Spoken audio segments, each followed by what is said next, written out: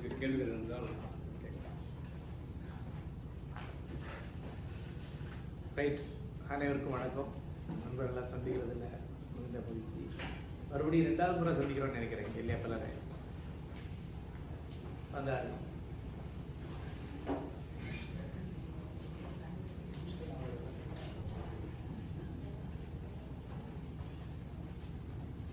கேள்விகள் ஏதாவது இருந்தால் கேட்கலாம். இலக்கியம் தத்துவம் சார்ந்து இருந்தா போதும்.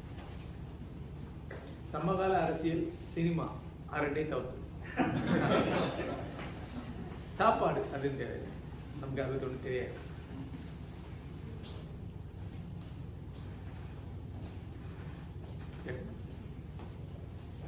நாம் சாம்ஸ்கி போல் பொருள் முதல்வாதம், ஜாக் லகான் இந்த மாதிரி போஸ்ட் மாடர்னிஸ்ட் ஃபிலாசபர்ஸ்க்கும் அவர் எதிர்கருத்தாக சொல்லியிருக்காரு. அதை பற்றி ஆசிரியர் அதாவது 20th century தாட் அப்படிங்கிறது அந்த பழைய டிவிஷன் இருக்கு இல்லையா? பொருள் முதல்வாதம், கருத்து முதல்வாதம், அந்த டிவிஷனுக்குள்ளே போக நமக்கு சட்டுன்னு அப்படி தோணும். அப்படி இல்லை.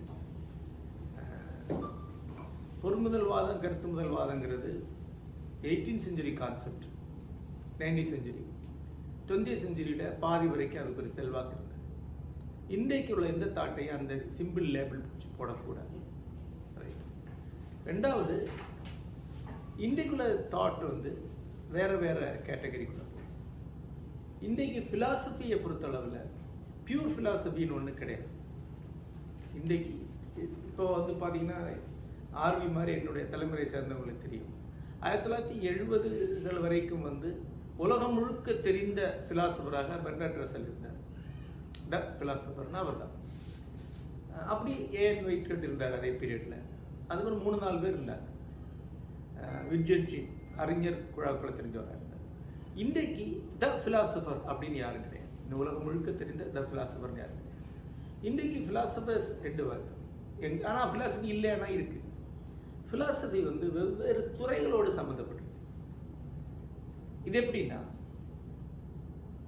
இப்போ தேல்ஸுடைய காலகட்டத்தில், ப்ரீ சாக்ரட்டிஸ் காலகட்டத்தில் ஸ்டோன்னா என்ன, தண்ணியோட ப்ராப்பர்ட்டி என்னங்கிற கேள்வி கூட தத்துவத்துக்குள்ள தான் இருக்குது. அரிஸ்டாட்டிலுக்கு பிறகு சயின்ஸ் தனியாக பிரிஞ்சிருச்சு. அதுக்கப்புறம் ஜீனோலாம் வரும்போது லாஜிக்கே தனியாக பிரிஞ்சிருச்சு. எத்திக்ஸ், செயின்ட் அகஸ்டின்லாம் பிறகு எத்திக்ஸ் தனியாக பிரிஞ்சிருச்சு. இப்படி ஒவ்வொன்றா ஃபிலாசபி கழட்டி விட்டு ஒவ்வொன்றும் தனித்துறைகள். இன்றைக்கி ஒரு ரசல் டீல் பண்ண துறைகள் இல்லை, ரிசல்ட் பண்ண கொஸ்டின்ஸ் எல்லாமே இன்றைக்கி வேறு ஆட்கள் தான் டீல் பண்ணுறாங்க. உதாரணமாக ரசல் 2 துறைகளில் தான் அவருடைய கொஸ்டின்ஸ் இருக்குது. ஒன்று லிங்குவிஸ்டிக்ஸ், 2 மேத்தமேட்டிக்ஸ். 2 ஃபிலாசபி கொஸ்டின் ஆகலை. அப்படி லிங்குவிஸ்டிக்ஸில் உள்ள கொஸ்டின்ஸை அட்டன் பண்ண ஒரு அறிஞர் தான் நாம் சாம்ஸ்கி.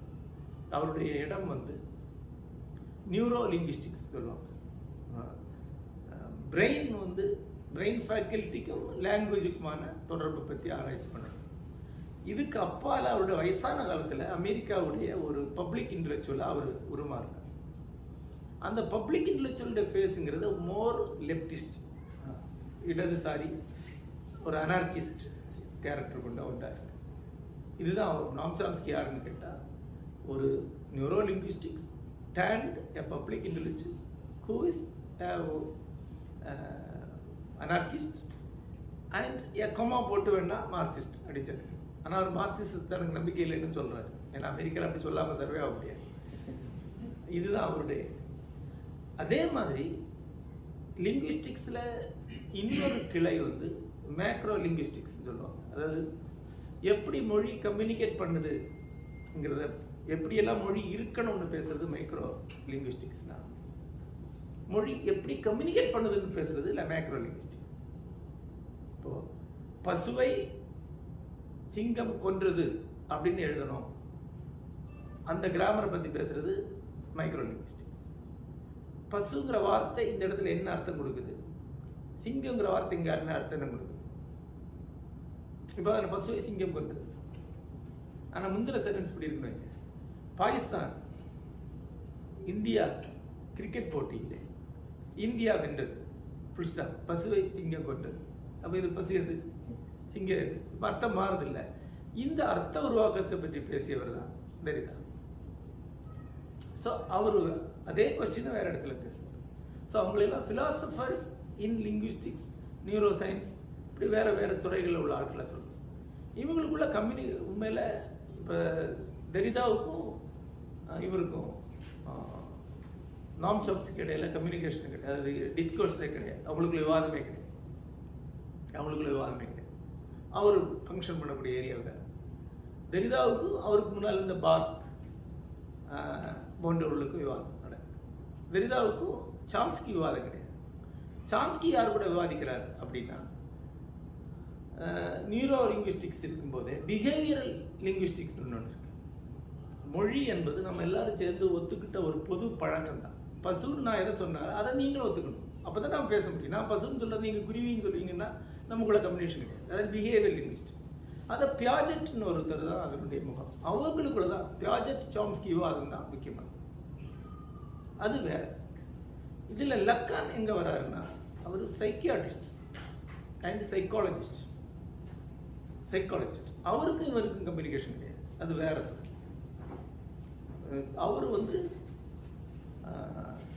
ஃப்ராய்டியன் சைக்கோ அனாலிசிஸை லிட்ரலாக எடுத்துக்கூடாது, சிம்பாலிக்கலாக எடுத்துக்கணும் அப்படின்னு சொல்லிக்கிட்டு ஒரு இன்டர்பிரிட்டேஷன் கொடுத்தா ஒரு உளவியலாளர் தான் லாக் லக்கான். இன்றைக்கு இவருக்குள்ள நம்ம பேசியிருக்க சூழல லாக் லக்கானுக்கு ஒரு ரெலவன்ஸும் கிடையாது, அவுடேட்டட் திங்கர். ஒரு காலகட்டத்தில் பேசினாங்க, இன்னைக்கு உட்காந்து படிக்க வேண்டிய அவசியம் இல்லாமல் ஒரு 50 பக்கத்தில் ஒரு சின்ன நோட்டு வேணால் படிச்சுப்பாங்க, அவ்வளோதான் அப்படியே. ஏன்னா இன்றைக்கி மொத்தமாகவே அனலிட்டிக்கல் சைக்காலஜிக்கே பெரிய இடம் கிடையாது. அதில் அதை சிம்பாலிக்கலாக எப்படி பார்க்கலான்னு பேசின ஒருத்தர் போஸ்ட் மாடர்னிசத்துடைய ஸ்டார்டிங் ஃபிகராக அவரை கருதுறாங்க.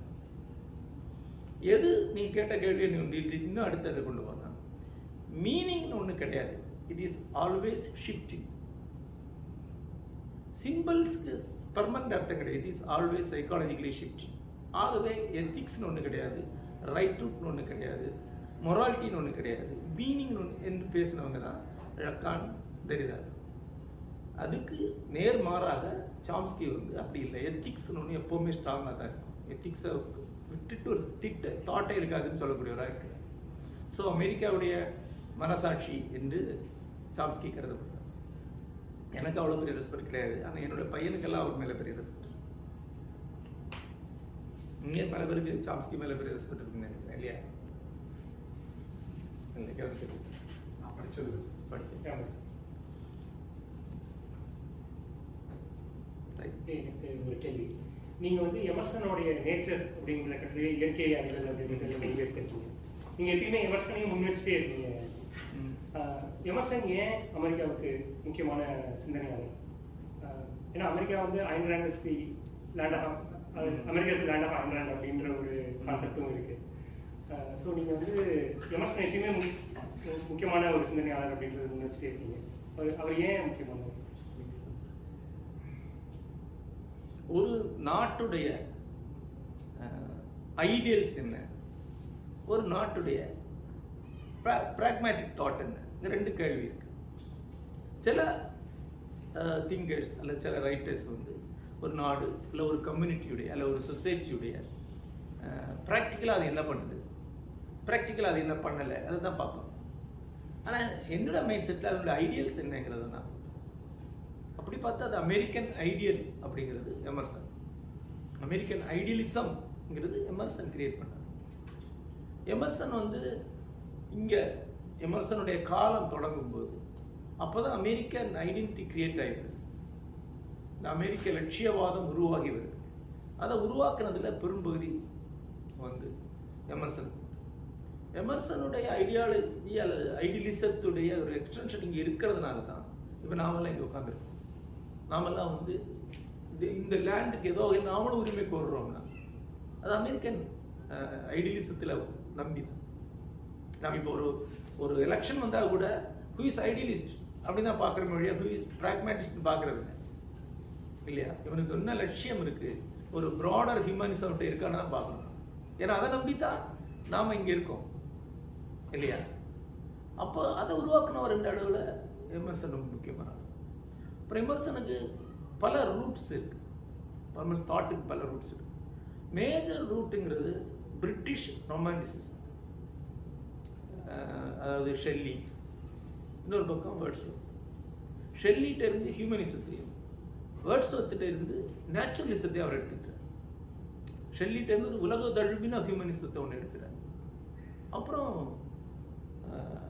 இவர்கிட்ட இருந்து வேர்ட்ஸ்வொர்த்திட்ட இருந்து இயற்கை தான் கடவுள், கடவுள் வந்து இயற்கையில் உள்ளுரைந்து இருக்கிறார், இந்த இயற்கை தன்னளவில் தெய்வீகமானதுங்கிற ஒரு மெசேஜ் எடுக்கிறார். அப்புறம் ரெண்டாவது அவருடைய ரூட் இருக்கிறது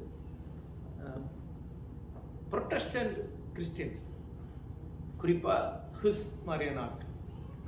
அவங்க வந்து ஒரு ரிபெல்லியஸ் கிறிஸ்டியானிட்டி உருவாக்குறாங்க. கிறிஸ்துவ ஒரு மனிதாபிமானியாக மாற்றுறாங்க, ஒரு ஆர்த்தடாக்ஸ் பிம்பமாக இல்லாமல் ஒரு கிரேட்டர் ஹியூமனிஸ்டாக மாற்றுறாங்க. அது அவருக்கு இருக்கு. மூணாவதாக அவருக்கு ஒரு தொடர்ச்சி இருக்கிறது, அவர் விமர்சத்துகள் தொடர்ச்சி இருக்குது. அப்போ அது ஒரு காரணமாக இருக்கலாம் எனக்கு அவர் பிடிக்கிறது. அவர் விமர்சத்துகள் அவருக்கு ரொம்ப பிடிக்குது. அப்போ தான் விமர்சனம் மொழிபெயர்த்து வருது. ஈஸ்டர்ன் ஸ்பிரிச்சுவலிசத்தில் அவருக்கு ஒரு ஈடுபாடு. இந்த மூன்றுடைய கலவையாக தான் அவர் உருவாக்கி வர்றார். அது வந்து அமெரிக்கன் லட்சியவாதமாக இங்கே உருவாக்கி முன்னிறுத்துறார். அது ஒரு காரணம் எனக்கு அவரை பிடிக்கிறது. அப்போ இந்த நாட்டுடைய ஐடியலிசம்ங்கிற அவர் தான். ஒரு நாட்டில் ஐடியலிசம் கொஞ்சம் மங்கலாக தான் இருக்கும், கொஞ்சம் டம்மியாகும். அதுக்கு மேலே ப்ராக்மேட்டிக் வியூ தான் ஓங்கி நிற்கும். இப்போ அமெரிக்கா தான் இந்த land of pragmatism, William James உடைய நாடு. அதுக்கப்புறம் தான் அது அயன் ரேண்டுடைய நாடு. ஆனால் ஸ்டில் அயன் ரேண்ட் இந்தியா அமெரிக்காவை ஆட்சி செய்யலை, ஐடியலிசம் தான் ஆட்சி செய்யுது. இன்றைக்கு வரைக்கும் அதுதான் ஆட்சி. இன்றைக்கு வரைக்கும் அமெரிக்காவுடைய முகம் என்பது சுதந்திர தேவி தானே ஒழிய வேறொரு முகம் கிடையாது, ஆக்கிரமிப்புடைய முகமோ ஒன்றும் கிடையாது, அப்படிலாம் சொல்லலாம். ஆனால் ஸ்டில் இது ஒரு ஐடியலிசத்துடைய நாடாக தான் இருக்குது. அப்படி தான் நான் நம்புகிறேன் இது வரைக்கும். உங்களுக்கு வேறு கருத்து இருக்கலாம். ஆகவே வந்து அவர் எனக்கு பிடிச்சிருக்கு. இதுக்கு அப்பால் ஒரு காரணம் இருக்குது. ஒரு எலக்ட்ரிஃபையிங் ப்ரோஸ்ன்னு ஒன்று இருக்குது. ப்ரோஸ் வந்து தன்னளவில் படிக்கும்போது ஒரு மின்சாரம் பாய்ச்சக்கூடிய ஒரு ப்ரோஸ் இருக்குல்ல, அது அவர்கிட்ட இருக்குது. ஒரு ப்ரோஸ் ரைட்டராக எனக்கு அவர் ரொம்ப முக்கியம். ஸோ மழைப்பாடலில் வந்து வெண்வரசு சீரீஸ் இருக்குது. மழைப்பாடல் ஒரு சென்டென்ஸ் வரும். சொற்கள் வந்து உணர்ச்சிகளை வெளிப்படுத்துவதில்லை, சொற்கள் தான் உணர்ச்சிகளை கிரியேட் பண்ணுது. நம்ம சொற்களை சொன்னப்புறம் தான் நம்ம அதை ரியலைஸ் பண்ணுறோம், நம்ம என்ன உணர்றோம் அப்படிங்கிறது அப்படின்னு ஒரு சென்டென்ஸ் வரும். இது வந்து டேனியல் கேமன்ஸோட சிஸ்டம் 1 சிஸ்டம் 2 அது ரிலேட்டடாக எனக்கு படுது. அந்த சென்டென்ஸ் பற்றி கொஞ்சம் சொல்ல முடியுமா? அப்படி பார்த்தா அப்படி 10,000கணக்கான சென்டென்ஸ் வெண்வரசில் இருக்குது. அந்த பர்டிகுலர் ஒரு ஃபிக்ஷனில் வரக்கூடிய ஒரு சென்டென்ஸ் வந்து அந்த பர்டிகுலர் மொமெண்ட்டுடைய எமோஷன், அதில் சொல்லக்கூடிய கேரக்டர், அல்ல அதை திங்க் பண்ணக்கூடிய கேரக்டருடைய ஆட்டிடியூடாக காட்டுது. அது அப்சல்யூட்டான ஒரு ஃபிலாசபிக்கல் ஸ்டேட்மெண்ட் அல்ல. அந்த இடத்துல அது ஃபிக்ஸ் ஆகுது. அது யாருடைய சென்டென்ஸுங்கிறது தான். இப்போ அந்த வகையில் பார்த்தா அந்த சென்டென்ஸ் எதை குறிக்குது அப்படின்னா, நமக்கு ஒரு இமோஷன் இருக்கும்போது அது அன்டிஃபைன்டாக இருக்குது, வேகாக இருக்குது. அப்புறம் அது என்ன நமக்கு தெரியாது. ஆனால் ஒன்ஸ் நம்ம அதை ஒரு வார்த்தையை போட்டோம்னா it is defined, it is absolute. இப்போ அந்த வார்த்தையோடு சம்பந்தப்பட்ட எல்லா இமோஷன் அதில் வந்து சேர்ந்து, இப்போ ஒரு விஷயம் வருது, நமக்கு ஒரு விஷயம் நம்ம நினைச்ச மாதிரி ஒருத்தர் நடக்கல. இப்போ நம்ம ஒன்று துரோகம் அப்படின்னு வார்த்தையை போட்டோம். இப்போ துரோகங்கிறதுக்கு தமிழ் பண்பாடு கொடுத்த மொத்த அர்த்தம் இப்போ வந்துருச்சு சேர்ந்து. இப்போ இது துரோகமாயிடும். அதுதான் அந்த ஏன்னா வார்த்தைங்கிறது 1000 வருஷம் 5000 வருஷமாக இருக்கக்கூடியது. அதில் அவ்வளோ விஷயங்கள் சேர்ந்துருக்கு இல்லையா? அதுதான். அதனால தான் நிறைய தருணங்களில் பலவீனர்கள் பெரிய வார்த்தைகளை பயன்படுத்துவாங்க, பவர்ஃபுல் ஆட்கள் வந்து பெரிய வார்த்தைகளை ஈஸியாக பயன்படுத்த மாட்டாங்க. துரோகம், இது நம்பிக்கை துரோகம் அப்படின்னு ஒருத்தர் சொல்ல மாட்டான். அப்படி சொல்லக்கூடிய ஆள் வீக்கான ஆளாக இருக்கும். ஆனால் அவனுக்கு அவனோட இமோஷன்ஸ் வீக்காக இருக்கு. இந்த வார்த்தை வழியாக அதை வந்து பெருசு பண்ணுறான். பெரிய ஆட்கள் வந்து ரொம்ப ரொம்ப மைல்டான வார்த்தைகள் தான் பயன்படுத்தும்.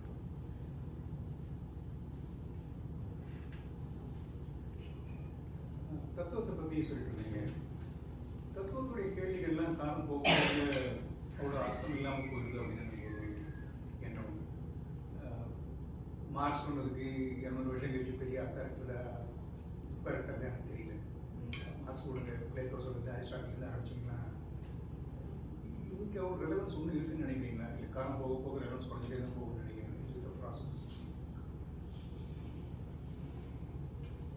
தத்துவம் வந்து ஒரு காலத்தில் அவுடேட் ஆகும். வேற மாதிரி இப்ப இப்போ ரசலை பற்றி எனக்கு யாருக்கும் தெரியாது. ரசலை பற்றி எனக்கு யாருக்கும் தெரியாது. நம்ம தலைமுறையிலேயே எவ்வளோ பேருக்கு தெரியும் எனக்கு அப்போ எனக்கு தெரியல. அவர் கேட்ட கேள்விகள்லாம் உண்மை இந்த ரெலவன்ஸ். அதாவது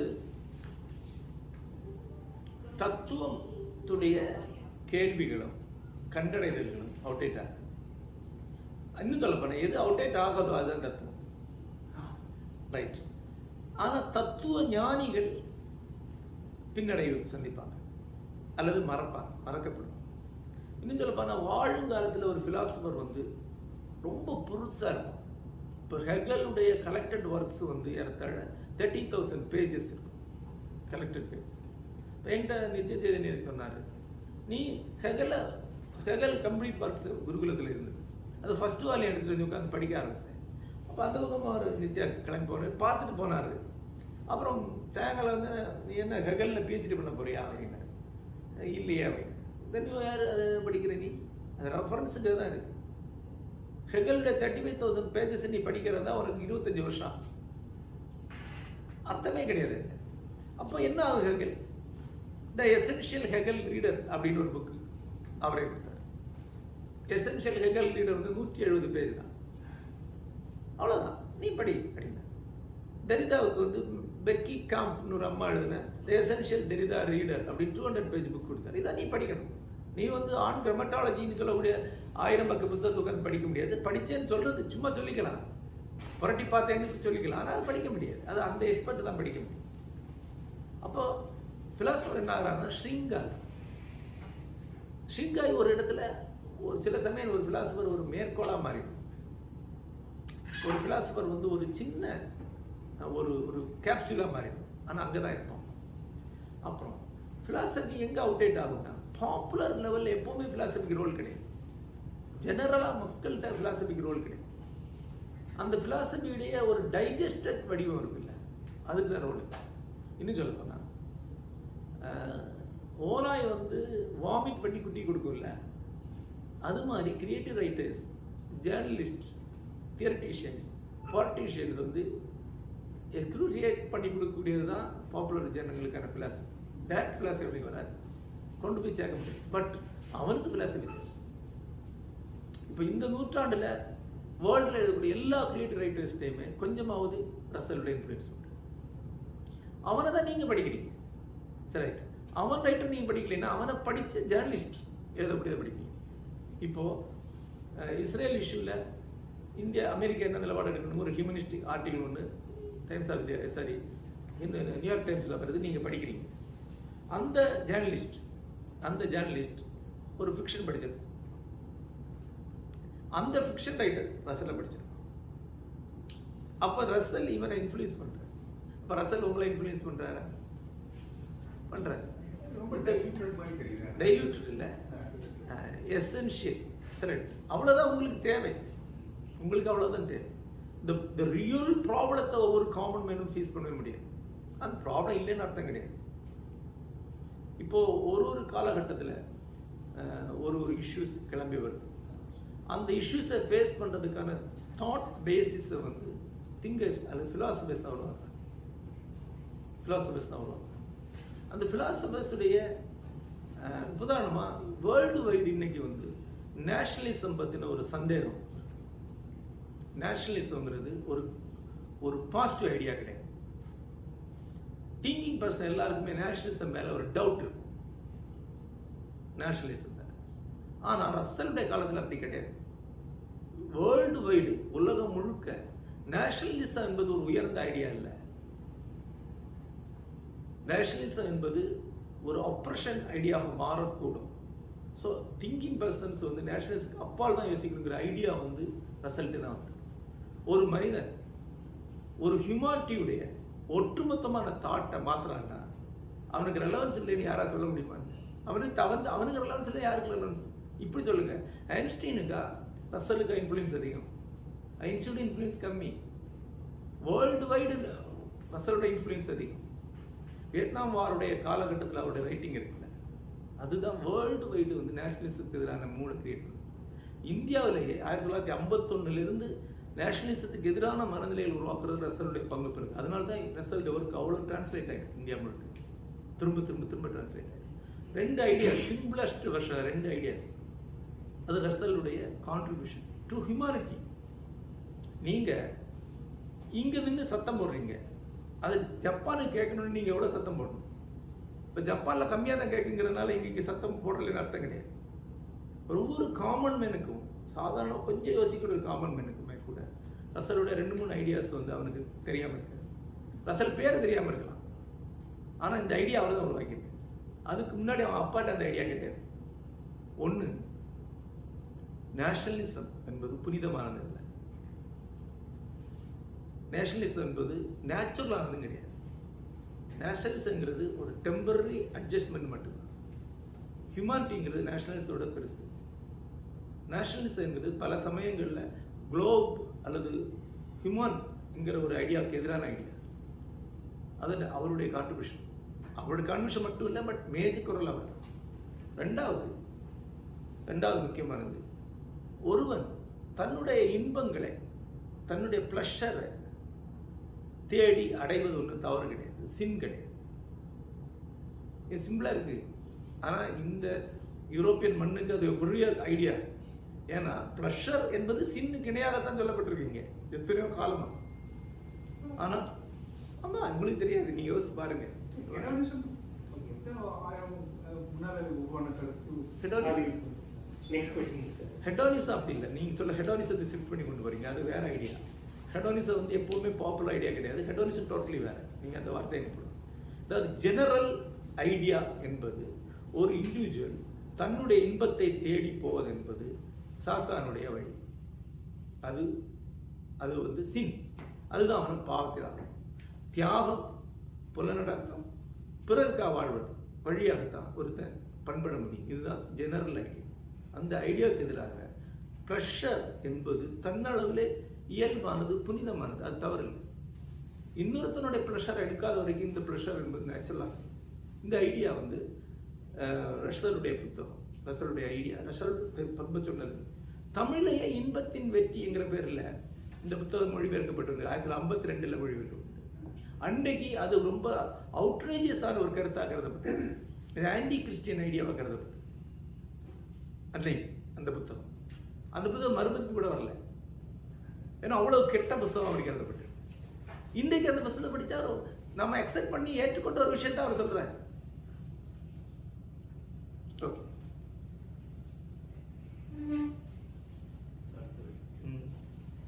நீங்க எழுதும் இந்த காலகட்டத்தில் வந்து அப்போ வந்து இலக்கியத்துக்கு எதிரான கருத்துங்கிறது காவியங்களை உள்ள கொண்டு வரக்கூடாது, அது இலக்கியத்துக்கு சேர்க்க முடியாதுங்கிற மாதிரியான ஒரு காரணம். அப்போ எழுத வந்தப்போ, ஆனால் உங்களோட நோக்கம் வந்து ஒரு காவிய ஆசிரியராக வரணும். அதுக்கான தூண்டுதல் என்னங்கிறது. ரெண்டாவது சம்பந்தமான கேள்வி, இப்போ நவீன காலத்துக்கு காவியத்தை எழுதும்போது அது யதார்த்தமாக தான் இருக்கணுமா, இல்லை யதார்த்தத்தை மீறி எழுதும்போது என்ன உங்களோட வெண்முரசுலையும் ரெண்டுமே வருது.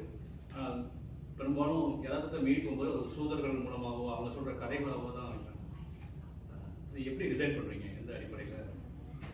முதல் விஷயம் வந்து ஏன் வந்து எபிக்ஸ் வந்து மாடர்ன் லிட்ரேச்சரில் வராது அப்படின்னு சொன்னாங்கன்னா, சொன்னவங்க யார்ங்கிறது முக்கியம் தான். நான் அண்மையில் ஒரு ஸ்பீச்சில் கூட அதை பற்றி பேசியிருக்கேன். மாடர்ன் ஹிஸ்ட்ரி, அதாவது சுந்தர ராமசாமியோ, அசோமுத்திரனோ, ஜி நாகராஜனோ, அவங்களுக்கு தான் அது எபிக் எலிமெண்ட்ங்கிறது அந்நியமாக இருக்கு. ஏன் அந்நியமாக இருக்கு? ஏன்னா மாடர்னிசத்துக்கு ஒரு ஐடியா இருக்கு. மாடர்னிஸ்டிக் ஐடியா ஆஃப் லிட்ரேச்சர் என்பது ஒன்று மிதமாக இருக்கணும், அதாவது குறைவாகத்தான் சொல்லணும், மிதமாக இருக்கணும், கம்மியாக இருக்கணும், ரீடர்ஸ் அதை வளர்க்கணும், டூ மச்சை சொல்லக்கூடாது. ஏன்னா டூ மச்சை சொன்னால் ரீடர் சந்தேகப்படும்.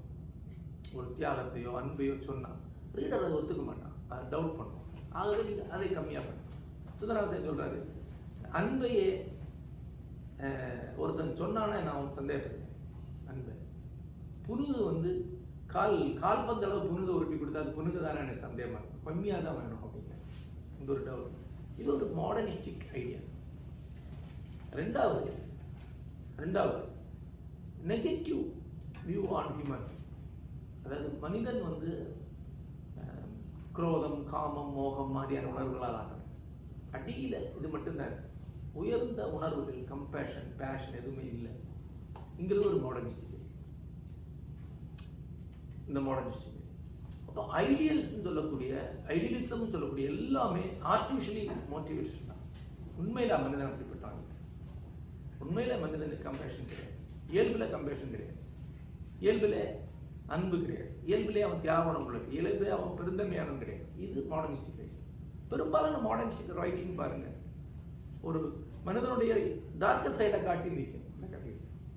நீங்க பின்னட்டை குறிப்புகளே மனிதனுடைய கீழ்மையும் இருண்ட ஆழங்களையும் ஊடுருவி சென்று வெளிச்சத்தை காட்டக்கூடிய கதை இப்படிதான் இருக்கும். இது ஒரு பீரியட். அது வேர்ல்டு வார் முடிஞ்ச 1950 இருந்து தோன்றின ஐடியா. நேச்சுரல் அப்படிதான் தோணும். வேர்ல்டு வார் முடிஞ்சு அந்த ஐடியா. இப்போ மாடர்னிஸ்டிக் ஐடியா என்பது டோட்டலாக இருக்கும். இந்த ஐடியாவுக்கு எப்பிக்ஸ் ஒத்து வருது. ஆனால் எப்பிக்குடைய நோக்கம் இந்த டார்க்னஸை காட்டுறது. எப்பிக்ஸ் எப்பவுமே கலெக்ட் பண்ணி குமுலேட்டிவ் ட்ரூத்தை நோக்கி போகுது, ஃப்ராக்மெண்டட் ட்ரூத்தை நோக்கி போகுது. ஒரு வாழ்க்கையில ஒரு போர்ஷனை மட்டும் காட்ட முடியாது. வாழ்க்கையில் அனைத்தையும் காட்டணும் அதை ட்ரை பண்ணும். வாட் இஸ் எப்பிக் அப்படின்னு பார்த்தா, ஒரு ஒர்க், ஒரு literary piece the total truth of லைஃப்பை காட்டுறதுக்கு ட்ரை பண்ணிச்சுன்னா அது எப்பிக். ஒரு போர்ஷன் ஆஃப் ட்ரூத்தை மட்டும் காட்டினா போதும், அவ்வளோதான் லைஃப்பில் இருக்குன்னு நினச்சின்னா அது modern. The entire world modern is எல்லாமே fragmented truth. அது காஃப்கா இருந்தாலும் ஹெமிங்வே இருந்தாலும். ஆனால் டோட்டல் ட்ரூத்தை காட்டணும் அப்படின்னு நினைக்கும் போது எப்பிக்கா.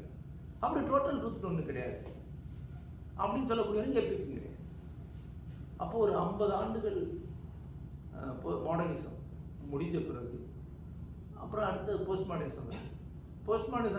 மாடர்னிசம் க்ளீனாக அடிச்சு வைக்கிறது. அப்போ அந்த நொறுக்கிற காலங்களில் நான் வரேன். அப்போ போஸ்ட் மாடர்ன் சொல்லுது, மாடர்னிசம் என்ன சொல்லுது, அன்பு, கருணை இது எல்லாமே வெறும் நரேஷன் தான், மனிதன் கெட்டவன் அப்படி. போஸ்ட் மாடர்ன் சொல்லுது கெட்டவன் சொல்றது ஒரு நரேஷன், காமக்ரோதம் ஒரு நரேஷன். இந்த சொல்லி இவன் வந்து போஸ்ட் மாடர்னிசம் நிறைய. இப்போ நான் வர்றது போஸ்ட் மாடர்னிசை தாண்டி ஒரு தாட்டோட தான் நான் வரேன். இன்னைக்கு வேணா நான் என்ன டிரான்ஸ் மாடர்னிஸ்ட்னு சொல்லிக்கலாம். அஜி வந்து ஒரு நல்ல வாக்கை காய் பண்ணி கொடுத்துருக்கேன் டிரான்ஸ் மாடர்னிஸ்ட். ஆனால் எனக்கு நான் வந்து மாடர்னிஸ்டுக்கு முந்தின ரைட்டர்ஸ் மாதிரி அன்பு, கருணை, காதல், அறம் இதெல்லாம் கடவுள் உருவாக்கப்பட்டது, புனிதமானதுன்னு சொல்ல மாட்டேன். ஏன்னா நான் மாடர்னிசத்துக்கு பிறகு உண்டு. அப்படி ஒன்று இல்லைன்னா கூட நாம் அதை உருவாக்கிக்கணும்னு சொல்லக்கூடிய இடத்துல நான் உண்மையிலே அறம் ஒன்று இல்லைன்னா நம்ம உருவாக்குவோம். கடவுள் ஒரு ஆள் இல்லைன்னா நமக்கு ஒரு கடவுளை கிரியேட் பண்ணி, உண்மையில அன்புன்னு ஒன்று இல்லைன்னா நான் உருவாக்கி காட்ட கொடுப்பேன். As a writer my duty வந்து அன்பு இல்லைன்னு உன்கிட்ட சொல்றதில்லை. எனக்கு அன்பில்லைன்னு தெரிஞ்சா கூட அன்பை உருவாக்கி உனக்கு தரது என்னோட வேலையை ஒழிய உடைக்கிறதுல அர்த்தம். அப்படிதான் நான் யோசிக்கிறேன். அப்போ எனக்கு எப்படி தேவை to create every value again. அப்போ ஒரு வேல்யூவை உருவாக்கி கொடுக்கணும்னா டோட்டல் லைஃபுக்கும் அந்த வேல்யூ இருக்குன்னு சொல்லணும். வேல்யூ உடைக்கிறதுக்கு ஒரு சின்ன ஃப்ராக்மெண்ட் எடுத்தால் போதும். வேல்யூ உருவாக்கணும்னா மொத்த லைஃபையும் கன்சிடர் பண்ணி தான் அதை சொல்லணும். மொத்த லைஃபையும் கன்சிடர் பண்ணால் அதுக்கு எப்பிக் டைமென்ஷன் தேவைப்படுது. அப்போ பார்த்தீங்கன்னா மாடர்னிசத்துக்கு முன்னாடி எப்பிக்ஸ் இருக்கு.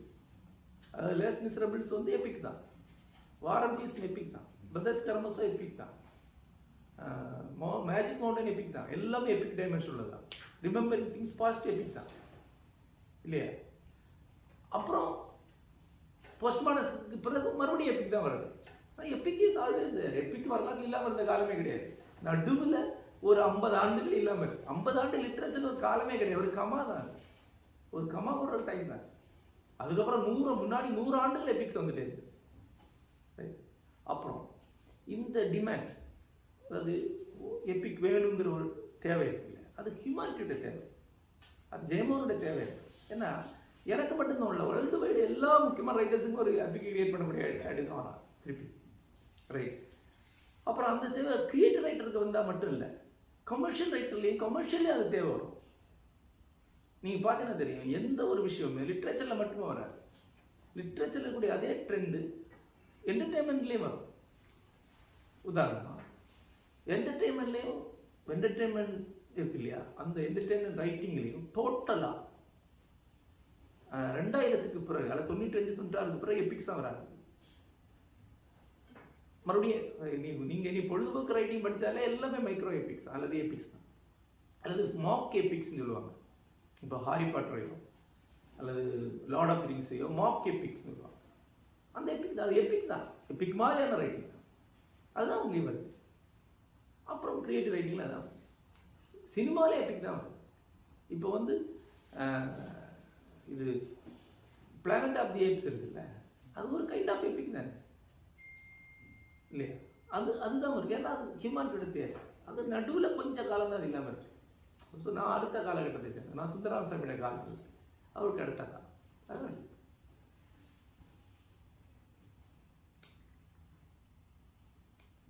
காஃப்கா வந்து தஸ்தவஸ்கி வழி வந்தவர்னு சொல்றாங்க. ஆனா காஃப்காவை நீங்க பல மடங்கு கீழே வைக்கிறீங்க. தஸ்தவஸ்கி இருண்ட பக்கத்தை காமிச்சு தஸ்தவஸ்கி அதிகமா கொண்டாடுறேன். தஸ்தவஸ்கி இருண்ட பக்கத்தை காட்டினவர் மட்டும் இல்லை. தஸ்தவஸ்கி வந்து காஃப்காவை தஸ்தவஸ்கி கம்பேர் பண்ணார். தஸ்தவஸ்கியுடைய பெஸ்ட் எபிக் லெவல் நாவல்களில் ஒரு போர்ஷனாக அமையக்கூடிய அளவு தான் தஸ்தவஸ்கியுடைய காஃப்காவுடைய மொத்த ரைட்டிங்கே. அஃப்கோர்ஸ் அவருக்கு கம்மியான ஆழ்க்கை, கம்மியான அனுபவம், இளங்கலை செத்து போயிட்டாரு, அதுவே அவரோட தான் எழுதியிருக்காரு. பட் ஒரு தஸ்தவஸ்கி வேர்ல்டுக்குள்ள ஒரு சின்ன போர்ஷனாக காஃப்காவுடைய உலகம் சொல்லியிருக்கு. ஆனால் தஸ்தவஸ்கி உலகம் அது அல்ல. உதாரணம் ஈவில் என்பதனுடைய கிராண்ட் பிக்சர்ஸ் உருவாக்குனவர் வந்து டாஸ்டாவ்ஸ்கி. ஆனால் குட்னஸ்ங்களுடைய எக்ஸலண்ட் பிக்சர்ஸ் அவர் தான் வரும். இப்போ நீங்கள் இங்கே உட்காந்து படித்த நண்பர்கள் யோசிச்சு பார்க்கலாம். கிரைஸ்ட் லைக் கேரக்டர்ஸ் வந்து டால்ஸ்டாயில் கூட கிடையாது. அவ்வளோதான். அது அல்யோஷா இருக்கு. யோசிச்சு பாருங்க, இதில் எத்தனை கிரைஸ்ட் லைக் இடையே பிரின்ஸ் மிஸ்டி, இதில் அல்யோஷா, எல்லாருமே ஒரு டிவைன் கேரக்டர்ஸ். அப்போ அந்த டிவைனிட்டியுடைய வேற கலர்ஸ் இருக்கு இல்லையா, அது அந்த டிவினிட்டி அல்லது ஹைட்டுடைய ஸ்பிரிச்சுவல் ஹைட்டுடைய வேறு வேறு கலர்ஸ் எழுதுறது அவன் தான் எழுது ஒன்று.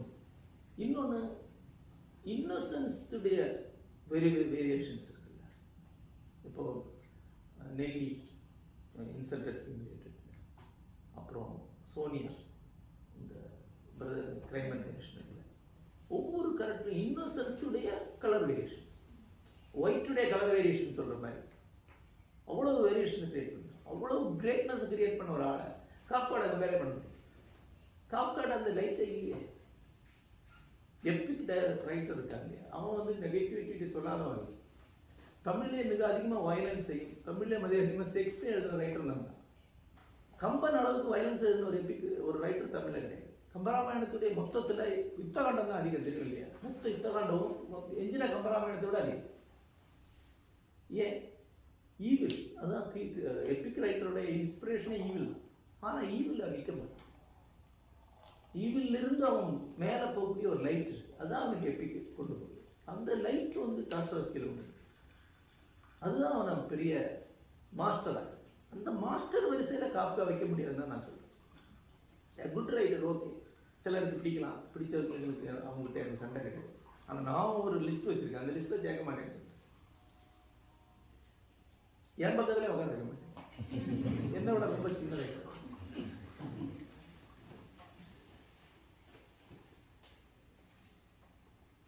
சார், எனக்கு ஆர்டிஃபிஷியல் இன்டெலிஜென்ஸ் பற்றி ஒரு கொஷின். இப்போ ஒரு கதையை படிக்கும்போது நான் என்ன பண்ணுவேன்னா, எனக்கு அந்த கதை புரியும், பட் ஆனால் அதோட இன்னும் கொஞ்சம் டீப்பாக அது புரிஞ்சுக்கணுன்னா, இப்போது உங்கள் கதை நிறைய வந்து உங்கள் வெப்சைட்லேயே நிறைய பேர் எழுதுவாங்க, அது ரொம்ப ஹெல்ப்ஃபுல்லாக இருக்கும்.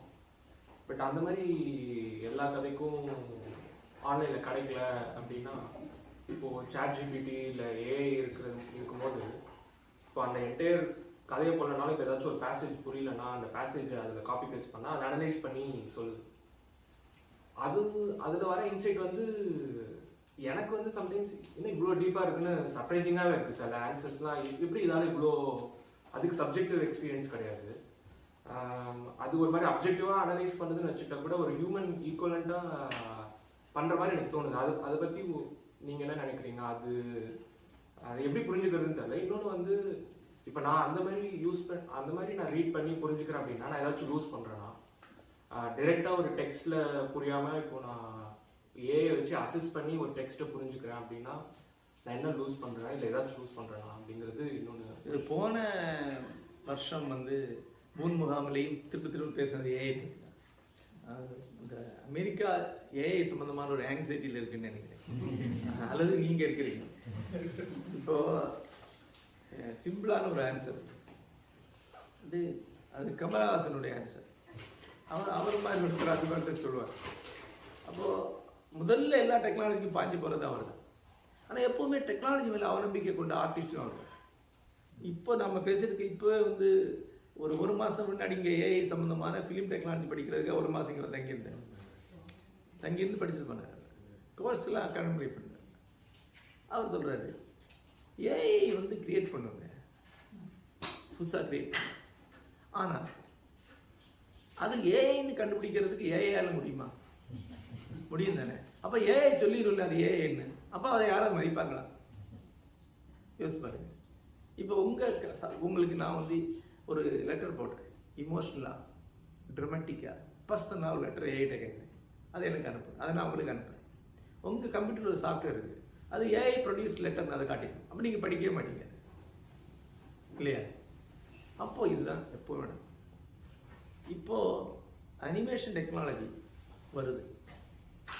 அதாவது அனிமேஷன் டெக்னாலஜி நாங்கள் டோட்டலாக சொல்கிறது வந்து இதை தான், கம்ப்யூட்டர் கிராஃபிக்ஸ் நம்ம சொல்கிறோம். இந்த கம்ப்யூட்டர் கிராஃபிக்ஸ் மூவிஸ் வருது. மூவி வரும்போது எல்லாரும் என்ன சொன்னாங்க, இனிமேல் செட்டில் மூவி கிடையாது, இது எல்லாத்தையும் கிரியேட் பண்ணுது, everything can be created on A computer screen. ஆனால் என்னாச்சு, ஏர்லி பீரியடோட எல்லா மூவியும் பயங்கர ஹிட்டு, எக்ஸ்ட்ராடனரி மணி பண்ணியிருக்கு. அதுலேயும் ஜுராசிக் பார்க் ஃபஸ்ட்டுடைய ரேஷியோ இருக்குல்ல, அது எவ்வளோ இன்வெஸ்ட்மெண்ட் எவ்வளோ பணங்கிறதெல்லாம் ஒரு மேடு தான். ஆனால் ஹியூமனிட்டி இப்போ இருக்க டெக்னாலஜியில் எவ்வளவு மேக்ஸிமம் அனிமேஷன் டெக்னாலஜியில் செய்ய முடியுமோ அது செஞ்ச படம் அவதார் 2. அது 10% கலெக்ட் பண்ணுது. It's drastic failure. ஒரு ஆள் அதை பார்க்கல. ஏன்? ஏன்னா அவனுக்கு அனிமேஷன் தெரிஞ்சிருச்சு. போர் அடிச்சல. அதில் இருக்கக்கூடிய எந்த ஒன்றரா இல்லை. அதான் சொல்கிறேன், ஏன் போர் அடிக்கல, எந்த ஒன்றரா இல்லை. எப்படி பண்ணாலும் தெரியுது, பொம்மை அப்படிங்கிறான். 5 வயசு பையன் உட்காந்துட்டு கம்ப்யூட்டர் டெக்னாலஜி அப்படிங்கிறான். இதுதான் பிரச்சனை. அப்போ ஒரு டெக்னாலஜி வரும்போது இருக்கக்கூடிய இனிஷியல் ஒண்டரை வச்சுக்கிட்டு இதுதான் எப்போதைக்கு அப்படின்னு நீங்கள் சொல்ல முடியும். ஆர்ட் எப்போவுமே வெரி சப்ஜெக்டிவ், வெரி அப்ட்ராக்ட். அந்த இடத்துக்கு வந்து டெக்னாலஜி வரவே வரும். டெக்னாலஜி காமனான காங்கிரீட்டான ஒரு விஷயத்தான் பண்ண முடியும். சப்ஜெக்டிவ் அண்ட் அப்ட்ராக்ட் 2 விஷயத்தையும் டெக்னாலஜி பண்ண முடியும். இப்போ நீங்கள் ஒரு கதை படிக்கிறீங்க, இந்த கதையோட இந்த அர்த்தம் என்னன்னு நீங்கள் கேட்குறீங்க, அந்த அர்த்தத்தை அது சொல்லுது. அந்த அர்த்தத்தை தான் 1 கோடி பேருக்கு அது சொல்லணும்ட்டாங்க. அந்த அர்த்தத்தில் உங்களுக்கு எந்த பெயரும் கிடையாது. What is your meaning? இப்போ நீங்கள் பரீட்சையில் எழுதினா ஒருவேளை உங்களுக்கு மார்க் போட்டுருவோம். ஆனால் 10 ஆண்டுகளுக்கு சேர்ந்தா வந்து AI produce answer, no your answer என்ன அப்படின்னு கேட்கணும். அப்புறம் இந்த போர்ஷனுக்கு ஒரு அர்த்தத்தை கண்டுபிடிக்கிற ப்ராசஸ் உங்களுக்குள்ள நடக்குது இல்லையா? அது வழியாக தான் ஆர்ட் தன்னுடைய எக்ஸ்பீரியன்ஸை கொடுக்குது. அந்த ப்ராசஸ் நீங்கள் பண்ணாமல் அது ஏஐ கொடுத்தீங்கன்னா ஆர்ட் உங்களுக்கு இல்லாமல் ஆகிடும் இல்லையா? நீங்கள் ஒரு கதை முடிகிற இடத்துல உங்களுக்கு வரக்கூடிய ஒரு திறப்புக்கு தான் எக்ஸ்பீரியன்ஸ். அந்த திறப்பை ஏஐ பண்ணும் என்றால் அப்போ உங்களுக்கு ஆர்ட் இல்லை, இது நீங்கள் இழக்கிறீங்க இல்லையா? ஆகவே அது ஆனால் அப்படி இல்லை, அது அப்படிலாம் அது கொடுக்காது. கொஞ்சம் ஆரம்பத்தில் ஒரு சின்ன க்யூரியாசிட்டி கொடுக்கும், அப்புறம் அது ஒரு பார்ட் ஆஃப் இதாக இருக்கும். அதை ஒன்று யாரும் கன்சிடர் பண்ண மாட்டேன். அப்போ எதுக்கு பயன்படும்னா, மாடர்ன் லைஃப்பில் வந்து அன்லிமிட்டட் கட்டுரைகள், இன்ஃபர்மேஷன், சின்ன லெட்டர்ஸ், இது மாதிரி 100கணக்கான ப்ரோஸ் வெர்ஷன்ஸ் கிரியேட் பண்ண வேண்டியது. அது எல்லாமே அது பண்ணும். அண்ட் வாட் இஸ் மோர்ங்கிறது ஒன்று இருக்குது, மாற்றி பண்ணும். What is more, what is new, what is மோர்ங்கிறது அதுதான் என்னுடைய. இப்போது சிம்பிளாக யோசிச்சு பார்த்தா இந்த ட்ரெஸ்ஸு இந்த ஃபேப்ரிக் டிசைன் இருக்குது, அதில் கம்ப்யூட்டர் வந்து 1990லேருந்து 2000க்குள்ளே ஒரு பெரிய ரெவல்யூஷனை கிரியேட் பண்ணிச்சு. ஏன்னா அன்லிமிட்டட் பேட்டர்ன் அது கொடுக்கும், அதை சூஸ் பண்ணால் மட்டும் போதும். ஆனால் இப்போ அப்படியா? இப்போ கம்ப்யூட்டர் டிசைன் பண்ணதா இல்லை, கம்ப்யூட்டரை பயன்படுத்துகிறான், பேட்டர்ன் கொடுக்குறான். ஆனால் செலக்ட் பண்ணுறது, செலெக்ஷன், டிசைனிங், அதில் காம்பினேஷன், அதில் இன்றைக்கும் ஆர்டிஸ்டாக உட்காந்துருக்கான். இன்றைக்கி வரைக்கும் கம்ப்யூட்டரை ரீப்ளேஸ் பண்ண முடியும். இப்போது ஆர்டிஸ்டாக க்ரியேட் பண்ணுறேன். நீங்கள் ஒரு சீசனில் என்ன சட்டை போடுறீங்க, வாட் இஸ் நியூங்கிறது இருக்குல்ல, அதான் வந்து ஆர்டிஸ்ட்டை விடும். அடுத்த விண்டருக்கு வந்து உங்களுடைய குளிர் சட்டைகள் என்ன இருக்குன்னு கம்ப்யூட்டர் டிசைன் பண்ணுது. அங்கே ஒரு ஆர்டிஸ்ட் இருக்கான், அவன் தான் டிசைன் பண்ணுறான். அதனால் க்ரியேட்டிவிட்டி, ஹியூமன் க்ரியேட்டிவிட்டியை வந்து டெக்னாலஜி பீட் பண்ண, டெக்னாலஜியே ஹியூமன் க்ரியேட்டிவிட்டி பீட் பண்ணிட்டு அடுத்த கட்டத்துக்கு போயிட்டே இருக்கும். அவ்வளோ.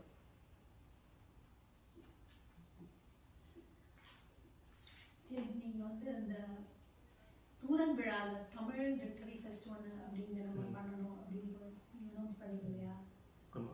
அதை பற்றி சொல்லுங்களேன். நீங்கள் என்ன எதிர்பார்க்குறீங்க? நாங்கள் இங்கே என்ன அக்கம்ப்ளிஷ் பண்ணோம், அதுக்கு நாங்கள் என்ன பண்ணணும்? அதாவது அதனுடைய சீடு எங்கே வந்துட்டு சொல்லுங்கள். போன வருஷம் பிரியமதா மொழிபெயர்த்த ஸ்டோரிஸ் ஆஃப் தி ட்ரூங்கிற என்னுடைய சிறுகதை தொகுதி வந்து ஆல்டா அவார்டுக்கு வந்து ஷார்ட் லிஸ்ட் பண்ணப்பட்டது. ஆல்டா அவார்டு கன்சிடர் பண்ண முதல் தமிழ் புக்காக தான். அங்கே பிரியமதா போனால் இந்த தமிழ்ங்கிற லாங்குவேஜ் அது என்னதுன்னு அங்கே யாருக்குமே தெரியல. முதல்ல அவங்க என்ன நினைக்கிறாங்க, காமனாக ஹிந்தி அல்லது இங்கிலீஷ்ங்கிற ஒரு லாங்குவேஜ் தான் இந்தியாவோட லாங்குவேஜ். அப்புறம் இந்த மொழி வந்து ஒரு ஐதர் இது மலேசியன் மொழி அல்லது ஸ்ரீலங்கன் மொழின்னு நினைக்கிறேன். தமிழ்ங்கிற ஸ்ரீலங்கன் லாங்குவேஜ் தான். அது இல்லைன்னு சொல்லி நீங்கள் வெளியே போய் பாருங்கள், தமிழ்னாலே ஸ்ரீலங்கன் லாங்குவேஜ் இல்லை, இந்தியன் லாங்குவேஜ். ஓ, அப்புறம் இது ஒரு ட்ரைபல் லாங்குவேஜ் அல்ல, இது ஒரு ட்ரைபல் லாங்குவேஜ் அல்ல, இது ஒரு கிரியேட்டிவ் லாங்குவேஜ், மாடர்ன் லாங்குவேஜ் சொல்ல வேண்டியது. சொன்னால் ஆவரேஜ் அமெரிக்கன் எப்படி எடுத்துக்கிறாங்கன்னா, உங்கள் ப்ரைடை நான் ஹட் பண்ணிட்டேன், ஐம் சாரி, அந்த டோன். நீ ஒரு ட்ரைபல் லாங்குவேஜ் இருக்கேன், நான் அதை தப்பாக புரிஞ்சுக்கிட்டேன், ட்ரைபல் லாங்குவேஜ் சொல்கிறேன், அப்போ நீ ஹர்ட் ஆகிட்டேன், ஓ பெருந்தன்மையாக சாரி இன்னும் அப்படின்னு. அப்போ இங்கே இவ்வளோ பெரிய ஒரு லிட்ரரி சினோரியாவுக்கு தமிழ்ங்கிறது தெரியுது. கிட்டத்தட்ட 7-8 லட்சம் தமிழர்கள் இங்கே இருக்கிறாங்க, இவ்வளோ தமிழ்ச்சங்கம் இருக்குது, வருஷம் இங்கே இவ்வளோ பெரிய விழாக்கள் நடக்குது. ஆனால் இங்கே ஒரு இந்தோனேசியாவுக்கு தமிழ்ங்கிற ஒரு மொழி உலகத்தில் இருக்கிறது தெரியாது. ஒரு ஒர்க்கு கூட டைரெக்டாக தமிழ்லேருந்து வரைக்கும் அமெரிக்காவில் பப்ளிஷ் ஆனது கிடையாது. அமெரிக்க பப்ளிகேஷன்ஸ், லீடிங் லிட்ரரி பப்ளிகேஷன் எதுவுமே இது வரைக்கும் தமிழ்லேருந்து ஒரு புக்கை பப்ளிஷ் பண்ண கிடையாது. பிரிட்டன்லேருந்து சில புத்தகங்கள் வந்துருக்கு, சூரா புக் வந்துருக்கு, பெருமாள் முருகன் புக் வந்துருக்கு, ஆனால் இங்கே வந்து கிடையாது. இவ்வளோ பப்ளிகேஷனுக்கு அந்த லாங்குவேஜ் கொண்டு போய் சேர்க்க முடியும். அப்போது இங்கே ஒரு ஒரு ஒரு ஒரு ப்ரெசன்ஸை க்ரியேட் பண்ணணும் அப்படின்னு தோணுச்சு. அதுதான் ஃபஸ்ட். ரெண்டாவது வந்து இங்கே பிறந்து வளர்ந்த குழந்தைகள், அமெரிக்கன் குழந்தைகள், இது தமிழ் குழந்தைகள், அதில் எனக்கு ஸ்பெசிமனாக எடுக்கக்கூடிய சில குழந்தைகள் இருக்குது. என்னுடைய நண்பர்களுடைய டாட்டர்ஸ் ராலேயில், நியூயார்க்கில். அந்த குழந்தைகளுக்கு இந்தியா மேலே இன்ட்ரெஸ்ட் இருக்குது. அவங்க இந்தியன் ஃபிக்ஷன் படிக்க ரெடியாக இருக்கிறாங்க, படிக்கவும் படிக்கிறாங்க, அவங்களுக்கு நல்ல ரிவ்யூஸ் எல்லாம் பண்ணியிருக்காங்க. ஆனால் அவங்கள தமிழ் படிக்க முடியும். நீங்கள் வந்து எங்கள் பிள்ளைகளுக்கு ரூட்டடாக இருக்கணுங்கிறதுக்காக தமிழ் சொல்லிக் கொடுத்தா அந்த தமிழ் நீடிக்க. ஏன்னா எது காதில் விடுதோ அந்த லாங்குவேஜ் சர்வே ஆக வேண்டிய குட்டிகளை வலுக்கட்டாமல் கொண்டு தமிழ் சங்கத்தில் விட்டு ஆனா கற்றுக்கிட்டு திருக்குறள் 50 மனப்பாடம் பண்ணால் தமிழ் குழந்தையா இருக்கு. ஒரு 5-8 வயசில் சுத்தம் மறந்து. ஆக அவங்க இங்கிலீஷில் தான் படிக்க முடியும், இங்கிலீஷ் தான் படிக்கணும். இப்போது இங்கே இருக்கக்கூடிய கொரியன் குழந்தை என்ன பண்ணுறது? கொரியன் லாங்குவேஜ் அது கொரியாவை பற்றி தெரியுது, இங்கிலீஷ் வழி தான் கொரியாவை பற்றி தெரிஞ்சுது. இவங்களோட ஜப்பானீஸ் டயஸ்போரா வந்து முருகாமியை ஆங்கிலத்தில் படிக்குது, கவபாத்தால் ஆங்கிலத்தில் படிக்குது. அவங்களுக்கு ஜப்பானியை பற்றின ஒரு ஐடென்டிட்டி இருக்குது, ஒரு அண்டர்ஸ்டாண்டிங் இருக்குது. ஆனால் இது த்ரூ இங்கிலீஷ் தான். அப்படி இங்கே இருக்கக்கூடிய டயஸ்போரா குழந்தைகள் வந்து தமிழ் லிட்ரேச்சரை த்ரூ இங்கிலீஷ் படிக்க முடியும்னா அவங்களுக்கு வலுவான ஒரு ஒரு ஐடென்டிட்டி. அதுதான் தமிழை வாழ வைக்குமே வழிய திருக்குறள் 30 பாட்டு என் பொண்ணு மனப்பாடமாக சொல்லு சார் அப்படின்னு சொன்னால் அது அமெரிக்கன் ஆக்சன்ட்டில் திருக்குறள் சொன்ன உடனே ஒன்று திருக்குறள் தெரியும். அப்புறம் 5 வயசு வரைக்கும் நீங்கள் சொன்னால் கேட்கும், அடித்தா வாங்கிக்கும். 5 வயசுக்கு அப்புறம் நீங்கள் தமிழை அந்த தலையில் வச்சு திணிக்க முடியாது. 8 வயசுலலாம் அப்புறம் போமான்னு சொல்லிடும். அப்போது இந்தியாவிலே தமிழ் சொல்லிக் கொடுக்க முடியல, அப்புறம் இங்கே வந்து சொல்லிக் கொடுக்க முடியும். ஸோ அதில் வந்து எல்லா குழந்தைகளும் கொண்டு போக முடியும்னா முடியாது, எல்லா குழந்தையும் முடியாது. நான் சொன்னால் ஒரு 5% ஆஃப் கிரியேட்டிவ் சில்ட்ரன் இருப்பாங்க. மொத்த சில்லர்லேயே 5% 6% தான் கிரியேட்டிவ் சில்லர். மற்ற எல்லாமே ப்ரொஃபஷனலுக்கு வேலை பார்க்குறதுக்கான பர்சனாலிட்டிஸ். அவங்களால க்ரியேட்டிவ் வர முடியாது. அதான் ரூல், அதான் பிரெயினுடைய ரூல். அந்த 5%க்கு ஒரு வாய்ப்பு உருவாக்கும். இங்கே டயஸ்போராவில் இருக்கக்கூடிய சில்ட்ரனுக்கு தமிழ் லிட்ரேச்சரை இன்ட்ரோடியூஸ் பண்ணுவோம். அதில் யாராவது பாசிபிலிட்டி இருந்தால் அவங்களுக்கு கிடைக்கலன்னு வேண்டாம், அது செய்யலைன்னு வேண்டாம். இதுதான் 2வது நோக்கம்.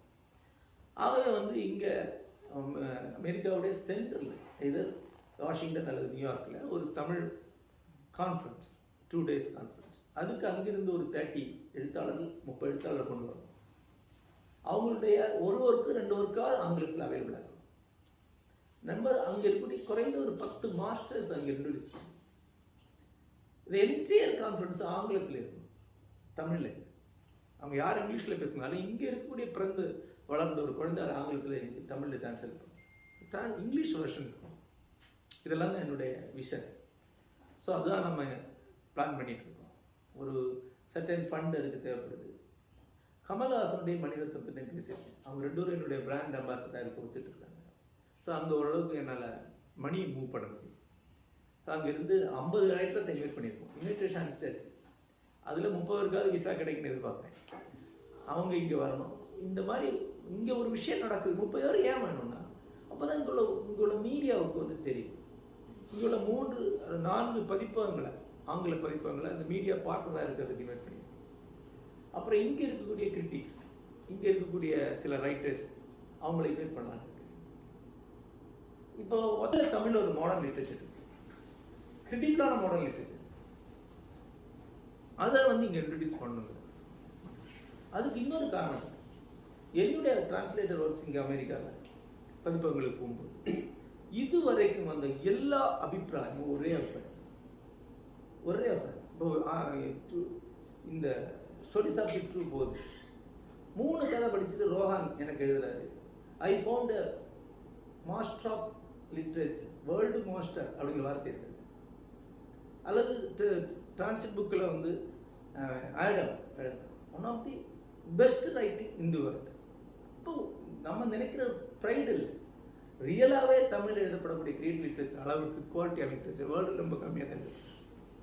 அதை ப்ரெசென்ட் பண்ண நமக்கு இது வரைக்கும் ஒரு பதிப்பகம் கூட இது இந்த ஒர்க்கு குவாலிட்டியாக இல்லை அல்லது இந்த ஒர்க்கோட குவாலிட்டி எங்களுக்கு தேவையில்லைன்னு சொன்னாங்க. எல்லா பதிப்பகம் அனுப்பப்பட்ட எல்லா டெக்ஸ்ட்டுமே போய் சேர்ந்து. அப்போ நேச்சுரலி இது வந்து கொண்டு போய் சேர்க்க முடியும். நமக்கு ஏஜென்ட் இல்லாமல் போய் சேரலாம். அதை கிரியேட் பண்ணுங்கிறத அனுப்புவோம். லாங்கர் லெவலில் ஒரு ட்ரீம் என்னன்னா, இன்னைக்கு கூட பேசிட்டு இப்போது இங்கே தமிழ் டயஸ்போரா இருக்கு. நீங்கள் உங்களுடைய பிள்ளைங்களை டெக்கீஸாக மாற்றி அடுத்த தலைமுறையை வேலைக்கு அனுப்பி அவங்களும் உங்களை மாதிரி டெக்கீஸாக சம்பாதிச்சு மேக்ஸிமம் ஒரு சிஇஓக்களாக ஆகி அது இங்கே உங்களுடைய ப்ரெசன்ஸை க்ரியேட் பண்ண பண்ணாங்க. எனக்கு உங்கள் அளவுக்கு அவ்வளோக்கு அமெரிக்கா பற்றி தெரியும். எனக்கு இப்போ ரொம்ப புரிந்து பார்க்குறேன். இந்த நாடு வந்து கோடீஸ்வரர்களுக்கு வேண்ட நாடு. 2வது அதே அளவுக்கு இன்டெலெக்சுவலுடைய நாடு. ஒரு இன்டெலெக்சுவலுக்கு இருக்கக்கூடிய வேல்யூ சுத்தமாக ஒரு சிஇஓக்கெல்லாம் கிடையாது. நீங்கள் என் பையன் சிஇஓவாக இருக்கான்னு சொல்லிக்கலாம். அது இந்தியாவில் உங்களுக்கு மெட்ராஸில் போய் சொன்னால் மதிப்பாங்க. அமெரிக்காவில் அதுக்கு ஒரு வேல்யூ இருக்குது. அமெரிக்காவில் உங்கள் பையனுடைய கட்டுரை வந்து நியூயார்க் டைம்ஸில் வருதுன்னா அவன் வரான். நியூயார்க் டைம்ஸில் உங்களுடைய குரலில் எழுதக்கூடிய ஒரு கட்டுரை ஒரு 10 பேர் உங்களுக்கு ரைட்டர்ஸ் இருந்தாங்கன்னா யூ ஆர் லிவிங் ஹியர். இன்றைக்கு யாரும் அப்படி எழுதுறாங்க வந்து 30 வருஷம் ஆகுது இல்லையா? இது இந்த டயஸ்போராவில் இருந்து இப்போ நான் என்னுடைய படைப்பு வந்து டிரான்ஸ்லேட் பதிப்பகத்தில் வருது. என்னுடைய படைப்பு வந்து எஃப்எஸ்சி போட போகுது. எஃப்எஸ்சியில் பப்ளிஷ் பண்ணக்கூடிய ஒரு புத்தகத்தை டயஸ்போராவில் இருக்கக்கூடிய யாராவது எழுதியிருக்காங்க?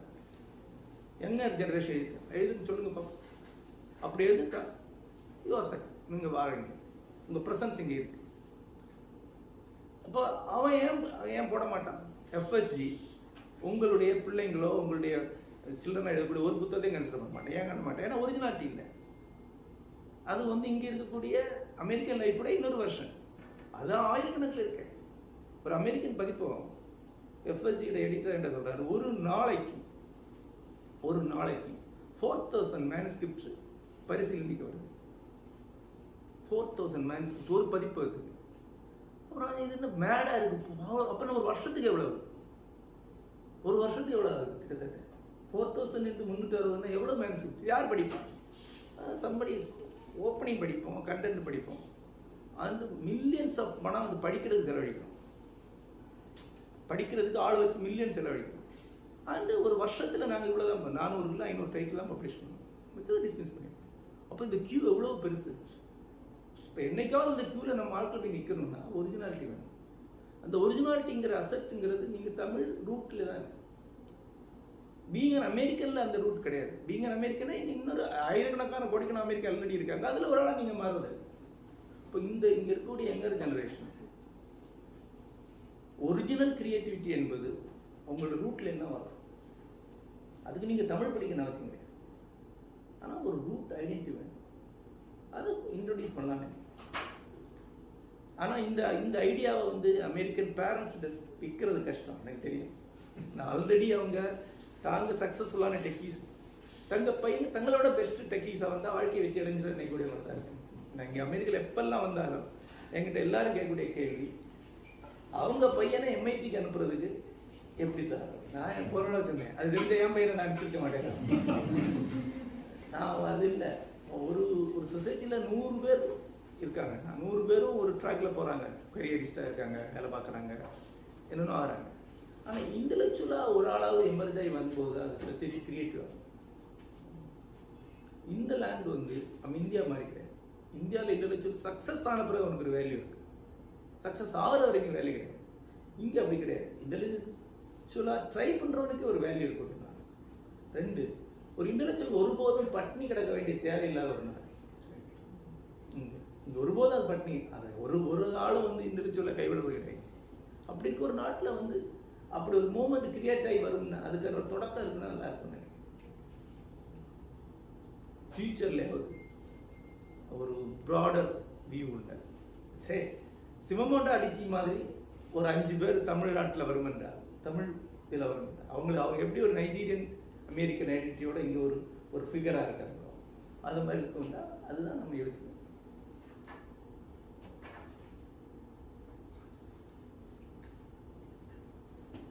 எனக்கு 2 கேள்வி இருக்கு, ஆனால் நேரம் தான் சொல்லுங்க. எலெக்ஷன் டைமில் ஐடியலிஸ்ட்டை பற்றி சொல்லிட்டு இருக்கீங்க. ஜென்ரலாக எனக்கு என்னென்னா, நான் சின்ன பிள்ளையா இருக்கும்போது வளரும் போது ஒவ்வொரு ரீஜன்லையும் வந்து ஒரு ஐடியலிஸ்டிக்கான லீடர்ஸ் இருந்துகிட்டே இருந்தாங்க.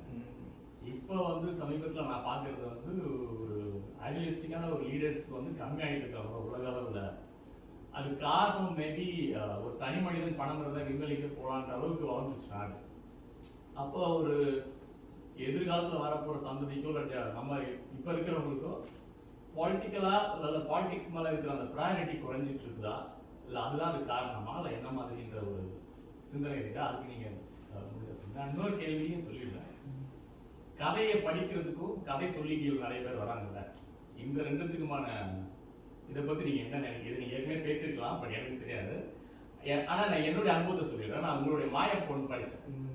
அதை நான் படிக்கும்போது ஏற்பட்ட அனுபவம் அது ஒரு தனியான ஒரு நல்ல அனுபவம். அதை கேட்கும் போதும் அதுவும் ஒரு சிறந்த அனுபவமாகவே இருந்தது எனக்கு. ஏன்னா சொன்னவர் அந்த மாதிரி சொன்னார். அப்போ அதை பற்றி உங்களுடைய கருத்தை நீங்கள் பகிர்ந்துன்னு சொல்கிறேன். ஃபஸ்ட்டு திங் வந்து ரைட், முந்தின கேள்வியை கன்க்ளூட் பண்ணிடுறேன். இந்த ஒரு கான்ஃபரன்ஸ் ஒன்று நாங்கள் ஆர்கனைஸ் பண்ணுற ஐடியாவில் இருக்கும். அதில் உங்கள் எல்லாருடைய ஒத்துழைப்பும் எனக்கு தேவை 2 வகையில். ஒன்று, மேக்ஸிமம் அதில் பார்ட்டிசிபேஷன் தேவை. எவ்வளோ பார்ட்டிசிபேஷன் அவ்வளோ தூரம் அது பிக் ஈவெண்ட் ஆகும். 2, உங்களுடைய சில்ட்ரன் எவ்வளோ முடியும் அவ்வளோ பார்ட்டிசிபேட் அதில் இருக்கணும். அதுதான் நம்முடைய ஃபியூச்சரை. பீயிங் இன்டெலெக்சுவல் தான் த வே டு வின் அமெரிக்காங்கிறத உங்கள் குழந்தைகளுக்கு நீங்கள் சொல்லணும்னு நான் நினைக்கிறேன். Failed intellectual is far better than a successful சிஇஓங்கிறது அது நீங்கள் பிள்ளைகிட்ட சொல்லுங்க. ரைட். அப்புறம் இந்த நாட்டில் ஒரு எக்ஸ்பீரியன்ஸ் நான் சொல்கிறேன். அதான் இந்த நாடு நான் சொல்லும்போது இந்த ஐடியலிசம் பற்றி சொல்கிறேன். இந்த நாட்டில் சிகாகோவுக்கு நான் போகிறேன், நானும் சீரியல் எலெக்ஷன் போகிறேன். அங்கே போனால் விவேகானந்தர் பேசின அரங்கு இருக்குது. அந்த அரங்கை வந்து பூட்டி வச்சுருக்காங்க, சீல் வச்சுருக்காங்க, ரினோவேஷன் நடக்குது. இப்போ போனோடனே பூட்டி வச்சுருக்காங்க, ரினோவேஷன் நடக்குதுன்னா ஓகே அப்படின்னேன். இல்லை this is America, anyway you are writer. அது சொல்லி அந்த மியூசியம் கியூரேட்டர்கிட்ட போயிட்டு இவர் ரைட்டர், இந்தியாவில் வந்திருக்காரு, வேதாந்தி, இதை பார்க்க விரும்புகிறாருன்னா அந்த அம்மா என்ன பார்த்துட்டு அப்புறம் பேசி அப்புறம் விக்கிபீடியாலாம் செக் பண்ணி அந்த அம்மா என்ன சொல்லுது, நீங்கள் 1 hour சுற்றி பார்த்துட்டு வாங்க, அதுக்குள்ளே நான் எதாவது பண்ண முடியுமா பார்க்குறேன்.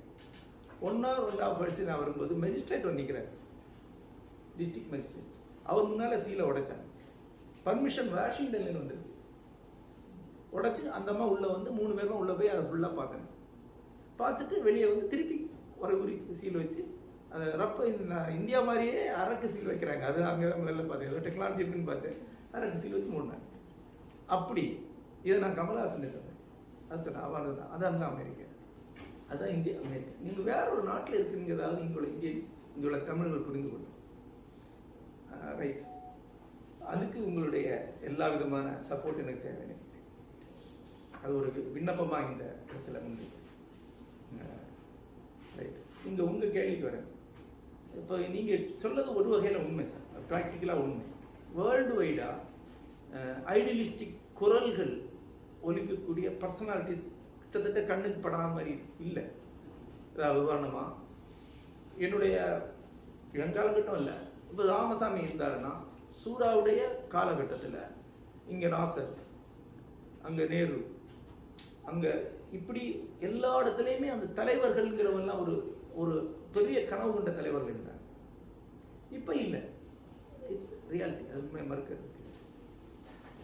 ஆனால் ஹியூமானிட்டியோட வரலாறு எடுத்து பார்த்தா ஒரு வேவாக தான் இது இருக்கிற மாதிரி தெரியும், ஒரு அலை மாதிரி தான் இருக்கு.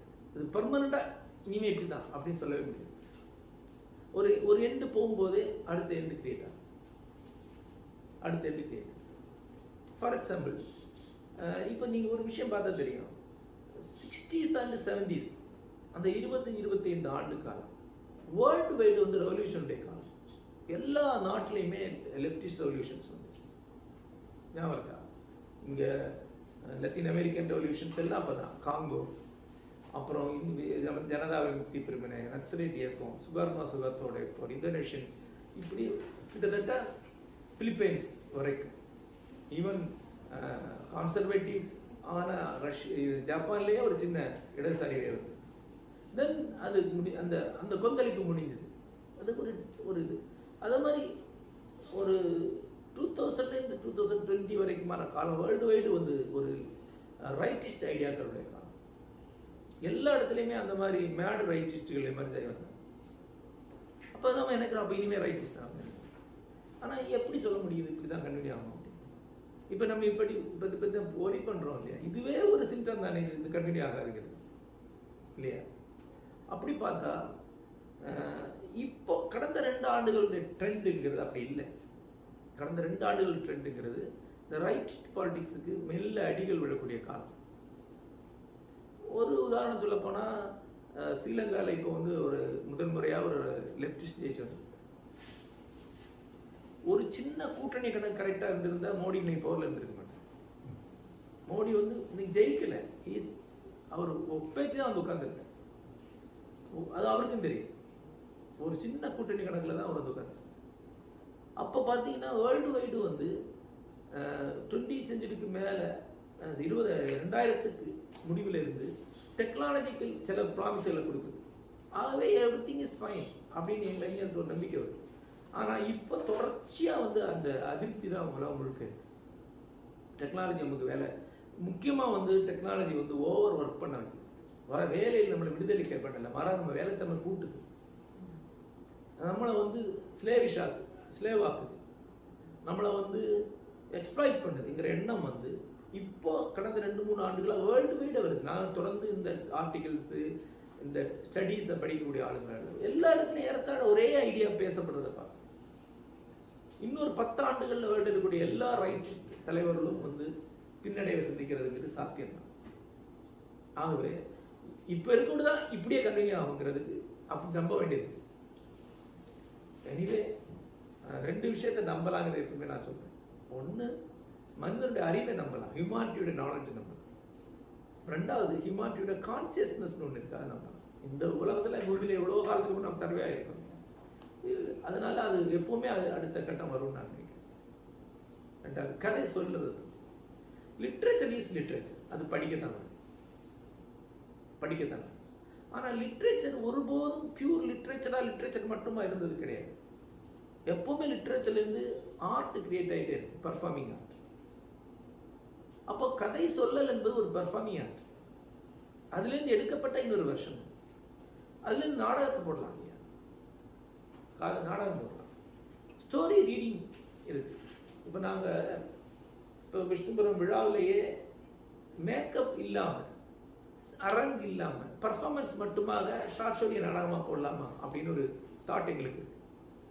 அதே மாதிரி இப்போ ஒரு மேஜர் கதை ஷார்ட் ஸ்டோரி வைங்க, 5 கேரக்டர் இருக்காங்க, 5 பேர் நம்ம உட்காரணும். நேரேட்டருடைய குரலை சொல்றதுக்கு 6வது ஒரு அளவு கிடைக்கும். கதையை நீங்கள் எமோஷனலாக ட்ராமாட்டிக்காக படிக்கலாம். கதை இப்படி படிக்கிறத விட இது அதுக்கு அதை விட இன்டென்ஸாக இருக்குமானா இல்லை, இது வேற ஒன்றாமா. அப்புறம் ட்ராமா, அப்புறம் இது ரீடிங், பர்ஃபார்மன்ஸ், சோலோ பர்ஃபார்மன்ஸ், இப்படி எந்த வடிவிலையுமே லிட்ரேச்சர் உருமாறலாம். இப்படி தான் லிட்ரேச்சர் வந்திருக்கு. எல்லா காலத்துலேயும் கிளாசிக்ஸ் அப்படிலாம் மாறிடுறாங்க. இப்படி மாறினால கிளாசிக் அழிஞ்சிருமா? அழியாது. வாரன் பீஸை பற்றி எவ்வளோ படங்கள் எடுக்கப்பட்டிருக்கு, ஸ்டில் வாரன் பீஸ் அங்கே தான் இருக்கு. சினிமாவும் வந்து ஒரு வெர்ஷன். சினிமா எடுக்கிறதுனால ஒன்றும் ஆயிரப்போகுது. சினிமா எடுக்கிறதுனால லிட்ரேச்சர் குறைஞ்செல்லாம் போகாது. சினிமாவில் ஒரு வேற ஒரு எக்ஸ்பீரியன்ஸ், அது அவ்வளோதான். அதனால அது வாசிப்பாளர்களுக்கு குறைத்தோன்ற கேள்வி இல்லை, நேர வாசிப்பாளர் கூட்ட தான் செய்யும். இப்போ பவா என்னுடைய கதைகளை சொல்கிறார், என்ன கதைகளுடைய அவருடைய வெர்ஷன் தான் அவர் சொல்கிறார். ஆனால் அவர் வழியாக எனக்கு வரக்கூடிய வாசகர்கள் ஒவ்வொரு ஆண்டும் ஒரு கன்சிஸ்டண்டான எண்ணிக்கையில் அவர் தான் வாசகர்களை கொண்டு வந்து செய்யும்.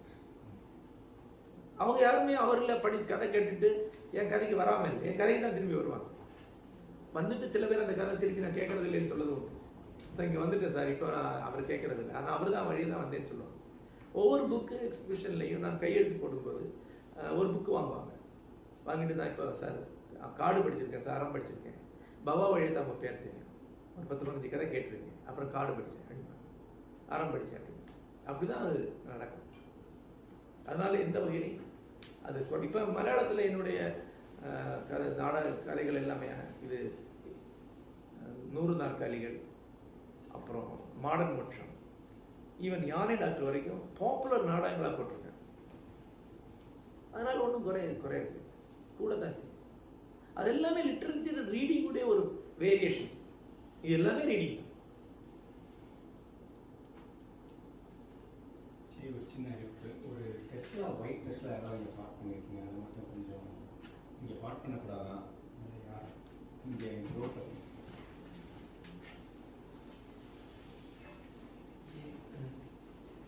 சொல்லுங்க. நம்ம சாப்பிட்றத பொறுத்து தான் அந்த 3 குணங்கள்ல மாறும் அப்படின்னு அந்த மரபில் சொல்கிறாங்க. அது எந்த அளவு உண்மைன்றது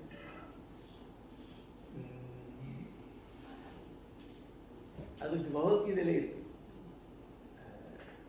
அது ஒரு பிலாசபியாக இப்போ விரிவாக பேச வேண்டியது. இந்திய சிந்தனை முறை வந்து சத்துவ ரஜோகுணம் தமோகுணம் 3ஆ பிரிவு. அது ஆக்சுவலாக வந்து சாங்கிய தரிசனத்துடைய சாங்கிய தரிசனத்திலிருந்து ஹிந்து மற்ற சிந்தனைகள் எடுத்துக்கொண்ட ஒரு கருத்துலாம்.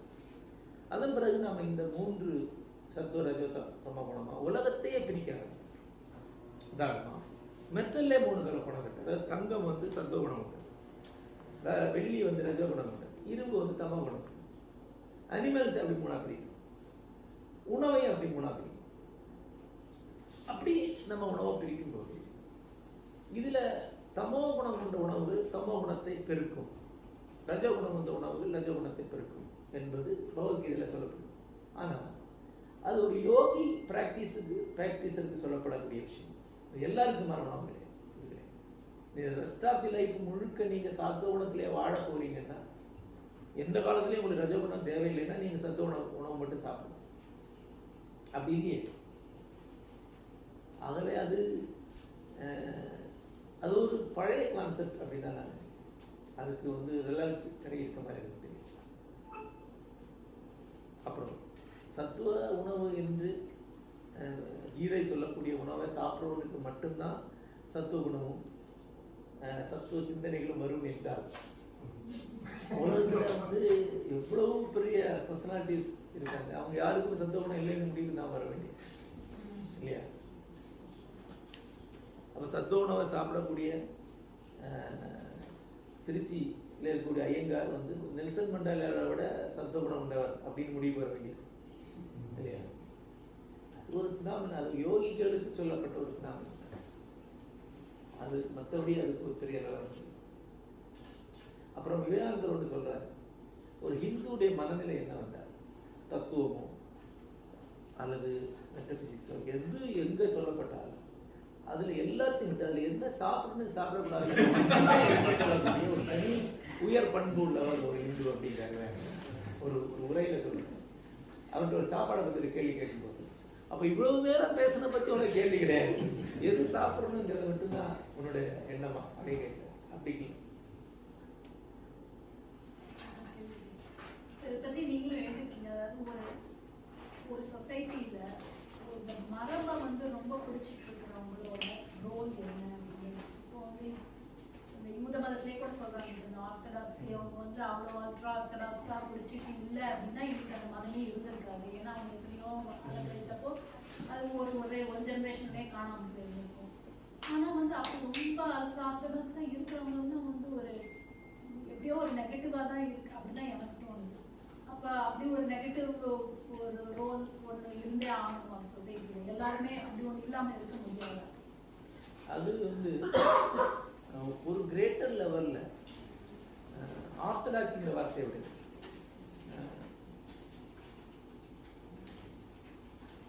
ஃபண்டமெண்டலிஸ்ட் ஒன்று அந்த வார்த்தை இன்னும் பெற்றார். அல்லது அதை வந்து பயங்கர ப்ரோக்ரெசிவ் திங்கரும் அக்ரெசிவான ஒரு ஆளான பி.கே. பாலகிருஷ்ணன் அவருடைய ஒரு புத்தகத்தில் இந்த வரையும் சொல்கிறார், எந்த துறையில் இருக்கக்கூடிய அடிப்படைவாதிகள் மேல் ஒரு குறிப்பிட்ட அளவுக்கு வரைக்கும் எனக்கு மரியாதை உண்டு. ஏன்னா அவன் ஏதோ ஒரு வேல்யூஸை கடைப்பிட அப்படியே வச்சுருக்கான். அது இதை ஒரு டயலெக்டிக்காக எடுத்து ஒரு ஒரு முரண் இயக்கம், பாசிட்டிவ் நெகட்டிவ்ல அவனுக்கு ஒரு ரோல் இருக்கு. அவன் ஒரு ஸ்டாட்டிக் ஃபோர்ஸ், நிலை சக்தின்னு அர்த்தப்படி ஸ்டாட்டிக் ஃபோர்ஸ் சுத்தமாக இல்லாமல் டைனமிக் ஃபோர்ஸ் மட்டும் இருந்துச்சுன்னா அதுக்கு ஒரு சென்டர் ஆஃப் ஃபோக்கஸும் இல்லாமல் இருக்கும், அது மொத்தமாக கால்குலேட்ஸ் தான். இப்போ there should be a static force. ஆனால் டைனமிக் ஃபோர்ஸ் தான் ஓங்கி இருக்கும். அப்புறம் எங்கேயாவது டைனமிக் ஃபோர்ஸுக்கு ஆற்றல் இல்லைன்னா ஸ்டாட்டிக் ஃபோர்ஸ் இருந்துட்டு போட்டுமே, அதான் தலையெழுத்து. அப்போ இது ரெண்டும் இருக்கணும் ஒரு சொசைட்டி. அப்போ ஸ்டாட்டிக் ஃபோர்ஸுகளை வந்து எப்போவுமே மாறாமல் இருக்கணும், ப்ரிசர்வ் பண்ணணும், அப்படியே வச்சுக்கணும். எல்லாமே பழசு தான், எதுவும் முன்னாடி வேண்டாம். அப்படிதான் சொல்லணும். அவனோட ரோல் அதுதானே, அவனோட ரோல் அதுதான். எனக்கு அவங்க மேலே எந்த புகாரும் கிடையாது, அவங்கள நான் நிந்திக்கிறதும் ஒன்றும் கிடையாது. நான் ஸ்டாட்டிக் ஃபோர்ஸ் கிடையாது, நான் டைனமிக் ஃபோர்ஸ். ஆனால் அவங்க வந்து நெகட்டிவாக இல்லை, ஸ்டாட்டிக்காக. இப்போ வந்து தமோ குணம் என்று சொல்லக்கூடியது நெகட்டிவ் கிடையாது. தமோ குணங்கிறது வந்து ஸ்டாட்டிக். இப்போ ஒரு கல் இங்கே இருந்துச்சுன்னா அந்த கல் மேலே இன்னொரு ஃபோர்ஸ் வந்து ஆப்ரேட் பண்ணாத வரைக்கும் அது மூழ்கிக்காலம் வரைக்கும் அப்படியே தான் இருக்கும். அதான் ஸ்டாட்டிக், அதான் தமோ குணம். அந்த குணம் கொண்ட ஒவ்வொரு கல்ச்சர்லேயும் உண்டு, ஈவன் லிட்ரேச்சரில் உண்டு. கிராமர் பேசக்கூடியவங்க உண்டு. அப்போ ஒரு கிராமர் பேசுகிறவங்க நான் கிராமரை மீறுவேன். ஆனால் ஒரு சொசைட்டியில் கிராமர் பேசுகிற ஆள் இருக்கணும், இல்லைன்னா கிராமர் இல்லாமல் போயிடும் இல்லையா? அப்போ என்ன சொல்லுவேன், கிராமர் பேசக்கூடிய ஒருத்தனை மீறி நீ கிராமரை மீறுவே என்றால் நீ மீறிடும். ஆனால் கிராமர் தெரியாமல் இருக்கக்கூடாது. அதே மாதிரி ஆனால் அப்படி ஒரு ஸ்டாட்டிக் ஃபோர்ஸாக இருக்கிறதுக்கு கொஞ்சம் நெகட்டிவிட்டி தேவையில்லை. அதாவது நான் பண்றது மட்டும்தான் கரெக்ட், மற்றவங்க எல்லாம் அப்படின்னு நினைச்சா அது ஸ்ட்ராங்கா இருக்கு. அது நெகட்டிவிட்டி கிடையாது, தன்னு மேல உள்ள நம்பிக்கை தான், தனக்கு தன் மரபு உள்ள நம்பிக்கை. நான் மாற மாட்டேன், மாற்றம் தவறு என்று சொல்றேன்.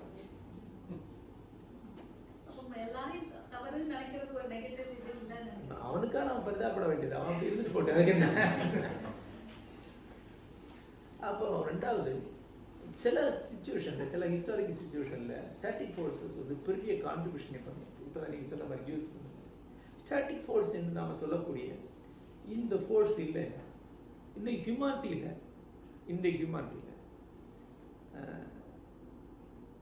ஒரு 2000 ஆண்டுகளுக்கு முன்னாடி அல்ல 3000 ஆண்டுகளுக்கு முன்னாடி ஒரு டெக்ஸ்ட் எப்படி இருந்தோ அதை அப்படியே காதில் கேட்கறதுக்கான ஒரே வாய்ப்பு இருக்கக்கூடிய ஒன்று வேதம் மட்டும்தான். வேதங்களை மட்டும்தான் கடந்த 2000-3000 ஆண்டுகளாக கிட்டத்தட்ட அதே சந்தஸில் தான் இருக்குங்க. பிடிவாதமாக ஒருத்தர் அதை ரிசர்ச் பண்ணி கற்றுக் கொடுத்து கொண்டு வந்து சேர்த்து. இல்லைன்னா இந்த மாதிரியான ஸ்டாட்டிக் ஃபோர்ஸ் வீக்காக இதனால ஸ்டாட்டிக் ஃபோர்ஸ் அழிக்கப்பட்ட இடங்கள்ல எல்லாம் அந்த டெக்ஸ்டே இல்லாமல் போயிடுச்சு. இன்னைக்கு வந்து வேதங்களை விட தொன்மையான நூல்கள், வேதங்களை விட தொன்மையான நூல் அதே வேதம் தான் சொல்லணும்னா ஈஜிப்சியன் புக் ஆஃப் டேட். ஆனால் அது அது எப்படி சவுண்டுன்னு யாருக்கும் தெரியாது. அதை படித்து மீனிங் தான் எடுத்துருக்காங்க, அது சவுண்டு யாருக்கும் தெரியாது.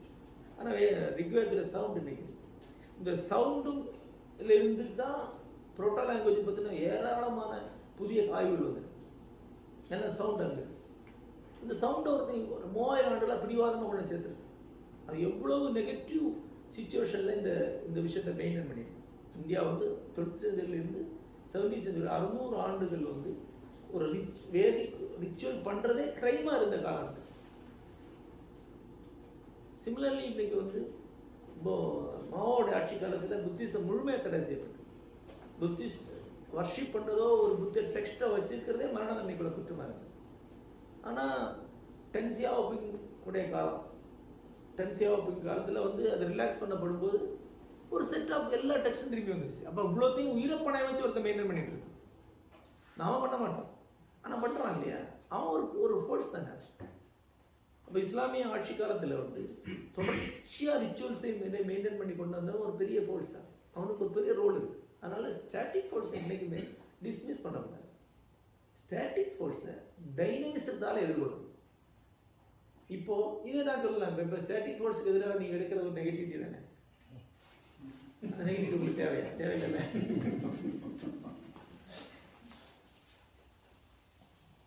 சொல்லுங்க. ஒரு கேள்வி, இந்த யூனிவர்ஸில் பல இடத்துல சொல்லுவீங்க, அறிதலில் வந்து மனித உடலால் அறியப்படக்கூடிய அறிவுக்கு ஒரு எல்லை இருக்கு அப்படிங்கிற மாதிரி. இது நம்ம மரபுல இருக்கா? அது மாதிரி நிஜமாவே ஒரு கருத்து இருக்கா? ஒருவேளை அது இருந்ததுன்னா அதை தாண்டி இருக்கிற அறிவை அவங்க எப்படி தான் தெரிஞ்சுட்டு இருப்பாங்க? ஏன்னா மனித உடலோட லிமிட் எல்லாருக்குமே இருந்துருக்கு. அது ஒரு தத்துவ விவாதத்துக்குரியது. அதாவது வேதாந்தத்தில் வந்து கண்ட ஞானம் அகண்ட ஞானம் ரெண்டு. கண்ட ஞானம்ன்றது ஒரு உடம்பில் ரிசைடு பண்ணுறதுனாலேயே, ஒரு உடம்பாக உருவகித்து கொள்வதனாலேயே நீங்கள் அடையக்கூடிய ஞானம். ஆகவே வேதாந்த பொறுத்தவரை நீங்கள் அடையக்கூடிய எல்லா ஞானமும் கண்ட ஞானம் தான். கண்ட ஞானம்னா என்னென்னா, நீங்கள் உடல் என்னும் தன்னிலையை உதறி அடையக்கூடிய ஞானம். அது யோகத்திலையும் அது சாத்தியம்தான் அப்படின்னு புத்திஸ்ட் ஸ்கூல் யோகாச்சார மரபு வேதாந்த மரபு ரெண்டும் திரும்ப திரும்ப சொல்லக்கூடியது வந்து you can cross the limitation of your existence. உங்கள் எக்ஸிஸ்டன்ஸ் ஒரு டூலாக பயன்படுத்தி நீங்கள் அடையக்கூடிய நாலேஜ் கண்ட ஞானம். உங்கள் எக்ஸிஸ்டன்ஸ் இல்லாமல் நீங்கள் அடையக்கூடிய ஒரு ஞானம் உண்டு, அதை அடையலாம் அப்படின்னு சொல்கிறாங்க. அது யோகா மரபு. அது ஒரு புத்திஸ்தத்துக்கு அதுதான் வந்து எட்டாவது ஸ்டாட்டிக் 8வது ஸ்டேட். நம்ம வேதாந்தத்திலேயே அது 5வது ஸ்திதி. இது அது ஒரு அடைந்தவனை தான் நம்ம வந்து ஞானி என்றும் பரமஹம்சன் என்றும் சொல்லுவோம். அது வந்து ராமகிருஷ்ண பரமஹம்சர் அதுக்கு ஒரு உதாரணம் சொல்றாரு. உப்பு பொம்மை கடலை அறிவது போல.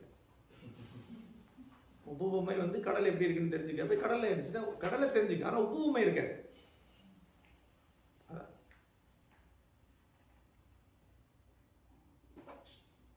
எனக்கு தெரியாது. மனித இயல்பை பற்றி வெஸ்டில் ரூசோ ஹாப்ஸ் இவங்க 2 பேரும் எதிர்கருத்துக்களாக இருக்குது. அது மாதிரி அதை பற்றி நீங்கள் என்ன நினைக்கிறீங்க அந்த விவாதத்தை பற்றி? அப்புறம் அது மாதிரி இந்தியன் ஃபிலாசபியில் மனித இயல்பை பற்றி 2 ஸ்கூல் ஆஃப் தாட்டில் மல்டிபிள் ஸ்கூல்ஸ் ஆஃப் தாட்ஸ் இருக்கு. இது ரொம்ப வேகான கேள்வி. மனித இயல்பு பற்றி 2 கருத்து இல்லை. மனித இயல்பு நிறைய வேறு கருத்துக்கள் இருக்கு. அது ஒவ்வொரு ஃபிலாசபருடைய வியூ.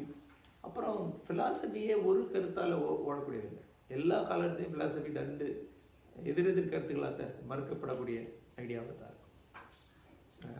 இப்போ இல்லை கருத்து முதல்வாதம் பொருள் முதல்வாதம் 2 தரப்பு இருக்கும். அந்த டைனமிக்ஸில் தான் வந்து அந்த அந்த டயலக்டிக்காக தான் அது மூவ் ஆகும்.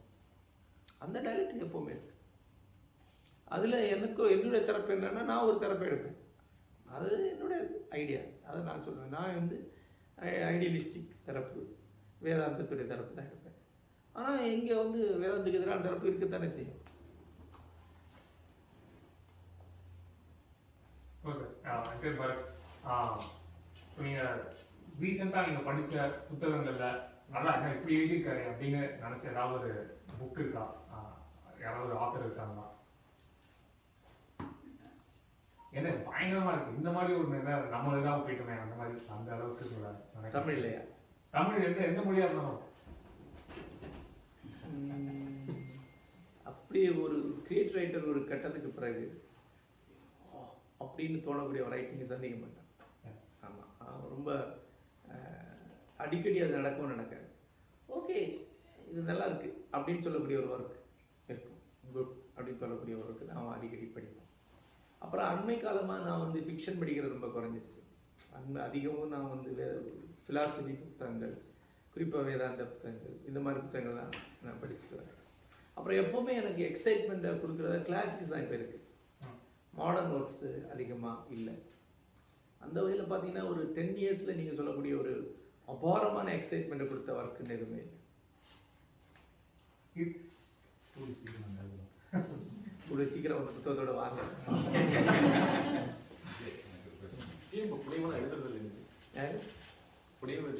இந்த வருஷமே 2 நாவல் வந்திருக்கேன். அப்புறம் என்ன விண்முரசு மாதிரி இல்லையான்னு கேட்குறீங்களா? சின்ன கதைகள், இந்த கொண்டாட்ட கதைகள் அற்புதமான ஒரு அது வந்து 2 வருஷம் கூட ஆகலையே. இன்னும் அதில் சில புத்தகங்கள் இன்னும் தொகுப்பாக வரவே இல்லை.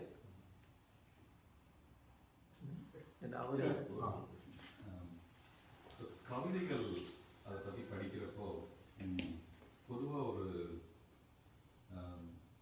இப்போ அவர் சொன்னார், சில ஃப்ரேஸ் படிக்கிறப்ப எனக்கு புரியல, நான் இதில் போட்டு பார்க்குறேன் அப்படின்னு சொன்னாங்க.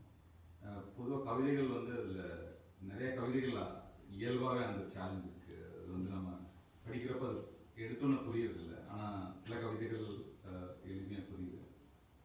அது சில நேரம் அது ஒரு மாதிரி டிப்ரெஸ் ஆகுது ஆக்சுவலாக. ஏன்னா நம்ம அந்த அந்த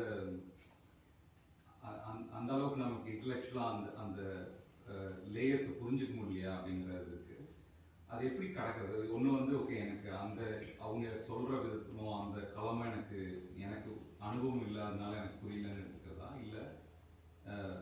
இல்லை எனக்கு எது கிடைக்குதோ அதை வச்சுட்டு அடுத்து இப்போ 4 படிக்கிறேன் அப்படின்னா எனக்கு 2-3 புரியுதுன்னா கடந்து போகிறதா, அது எப்படி?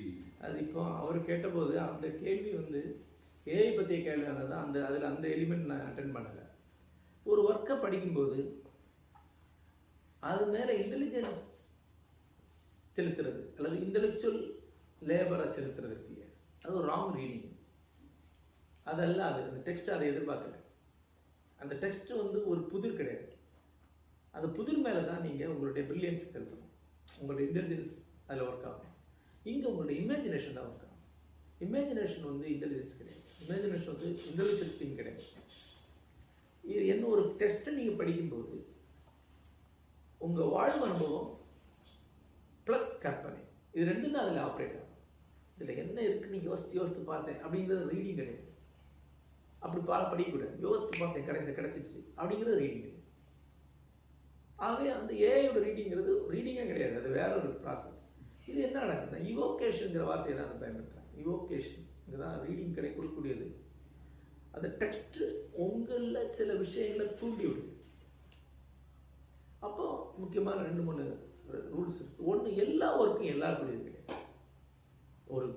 ஒரு மாஸ்டர் ஒர்க், ஆனால் நீங்களும் ஒரு எக்ஸலண்ட் ரீடர், ஆனால் அது கண்டிப்பாக உங்களுக்கு கம்யூனிகேட் ஆகணும்னு அவசியம் கிடையாது.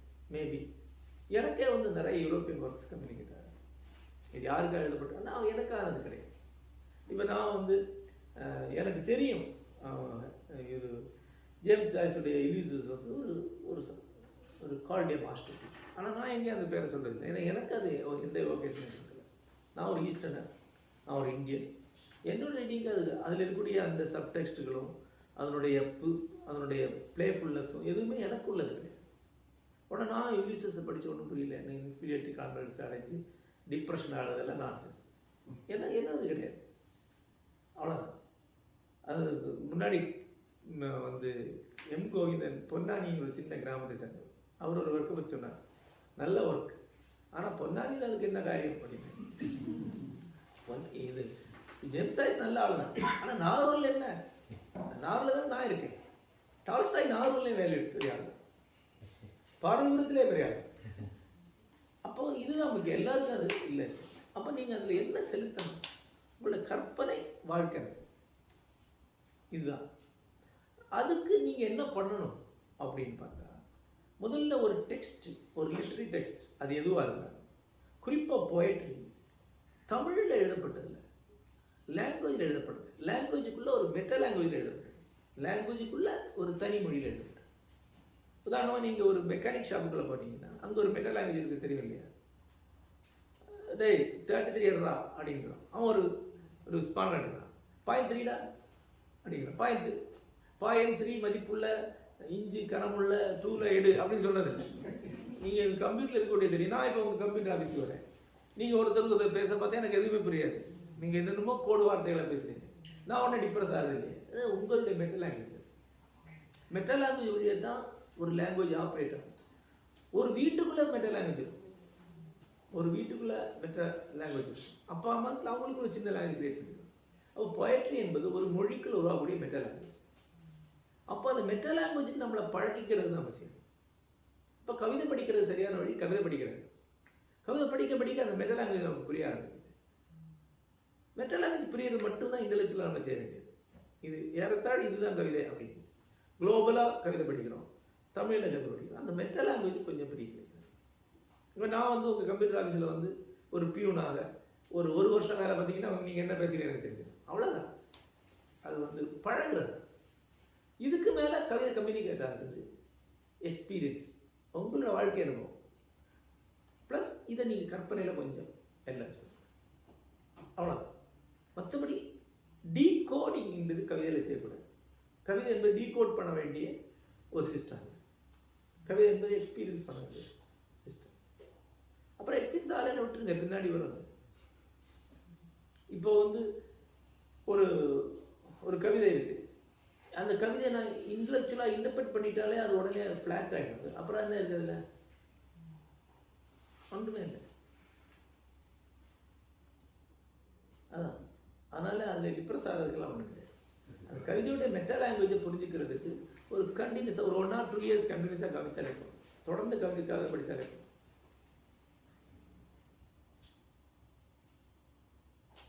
மணி 8 2 கேள்வியோட நீங்கள் யூனிஃபைட் விஸ்டம்னு ஒன்று ஆரம்பிக்கிறதுக்கான காரணம் என்ன? நீங்கள் ஆல்ரெடி வந்து விஷ்ணுபுரம் கிருஷ்ணன் பல குரூப்ஸ் வச்சுருக்கீங்க, இது ஆரம்பிக்கிறது உங்களுக்கு என்ன, ஏன் இது ஆரம்பிக்கணும்னு நினச்சிங்க? அதாவது ஒன்று வந்து வெண்முரசுக்கு பிறகு ஒரு ஃபிலாசபி கிளாஸ் எடுக்கிறதுக்கான ஒரு கான்ஃபிடென்ஸ், அதுதான் எனக்கு நானே வச்சுக்கிற குவாலிஃபிகேஷன். இப்போ நான் சொல்ல முடியும். இப்போ நான் என்ன கற்றுக்கிட்டேங்கிறத இப்போ நான் கிளாஸ் எடுக்கிறேன். எனக்கு என்ன உறுதிப்பாடு இருக்கோ அதை கிளாஸ் எடுக்கிறேன். அதுக்கு வர்றதுக்கு இப்போ நான் பகவத்கீதைக்கு ஒரு உரை எழுத ஆரம்பித்தேன். ஒரு கட்டத்தில் இல்லை, இப்போ நான் கற்றுக்கிட்டதான் சொல்லிட்டு இருக்கேன், அது வேண்டாம், நான் சொல்லக்கூடிய ஒன்று வரணும். சரி இப்போ வரல, நான் விட்டுருவோன்ட்டு விட்டுட்டேன். அப்புறம் 10 ஆண்டுகள் கழியும் போது இன்றைக்கி வந்து வெண்முரசுக்கு பிறகு நான் வேற ஒரு ஆளாக இருக்கேன். அதுவும் முக்கியமான ஒரு காரணம். ரெண்டாவது வந்து எனக்கு தன்னளவில் என்ன தோணுச்சுன்னா, லிட்ரேச்சருக்கு, குறிப்பாக மாடர்ன் லிட்ரேச்சருக்கு ஒரு கொஞ்சம் தான் டிஸ்டன்ஸ். அது ஓரளவுக்கு மேலே ஒரு ஆளை லைஃப் லாங் இன்வால்வ் பண்ண வைக்கல.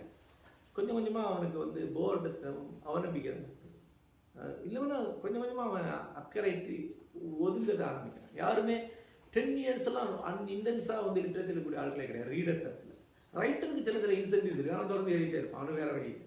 ரீடர் வந்து 10 ஆண்டுகள் படிப்பான், 5 ஆண்டு படிப்பான், அதுக்கப்புறம் அதில் என்ன இருக்குது? தமிழ் லிட்ரேச்சர் என்ன ஒரு 5-6 வருஷம் படிச்சுட்டானா அப்புறம் ஒன்றும் இல்லை. இன்னும் சொல்ல போனால் பெஸ்ட் ரைட்டிங் ஒன்று தமிழில் இருக்கக்கூடியது படிச்சுட்டானா அப்போ இன்ஃபீரியர் ரைட்டர் படிக்க முடியும். அப்புறம் அவங்க கிட்டத்தட்ட அங்கே ஸ்டாட்டிக். லிட்ரேச்சருக்கு அவ்வளோ சின்ன ஸ்கோப் தான். அப்போ ஒரு யூனிஃபைடான ஒரு கலெக்டிவான ஒரு கல்ச்சரல் ட்ரைனிங் அதுதான் வந்து தமிழ் குறைவாக இருக்குது. லிட்ரேச்சரை வச்சு ஓரளவுக்கு மேலே ஒன்றும் பண்ண முடியாது. லிட்ரேச்சர் இஸ் இன்ஃபீரியர் டூல்ங்கிற எனக்கு வந்து குறிப்பாக விஷ்ணுபுரம் எழுதின வெண்முரசு எல்லாம் எழுதின பிறகு தோன்றது, வெண்முரசு மாதிரி ஒரு டெக்ஸ்ட்டை படிக்கிறதுக்கு தமிழ் ரைட்டருக்கு தமிழ் ரீடருக்கு தகுதி கிடையாது.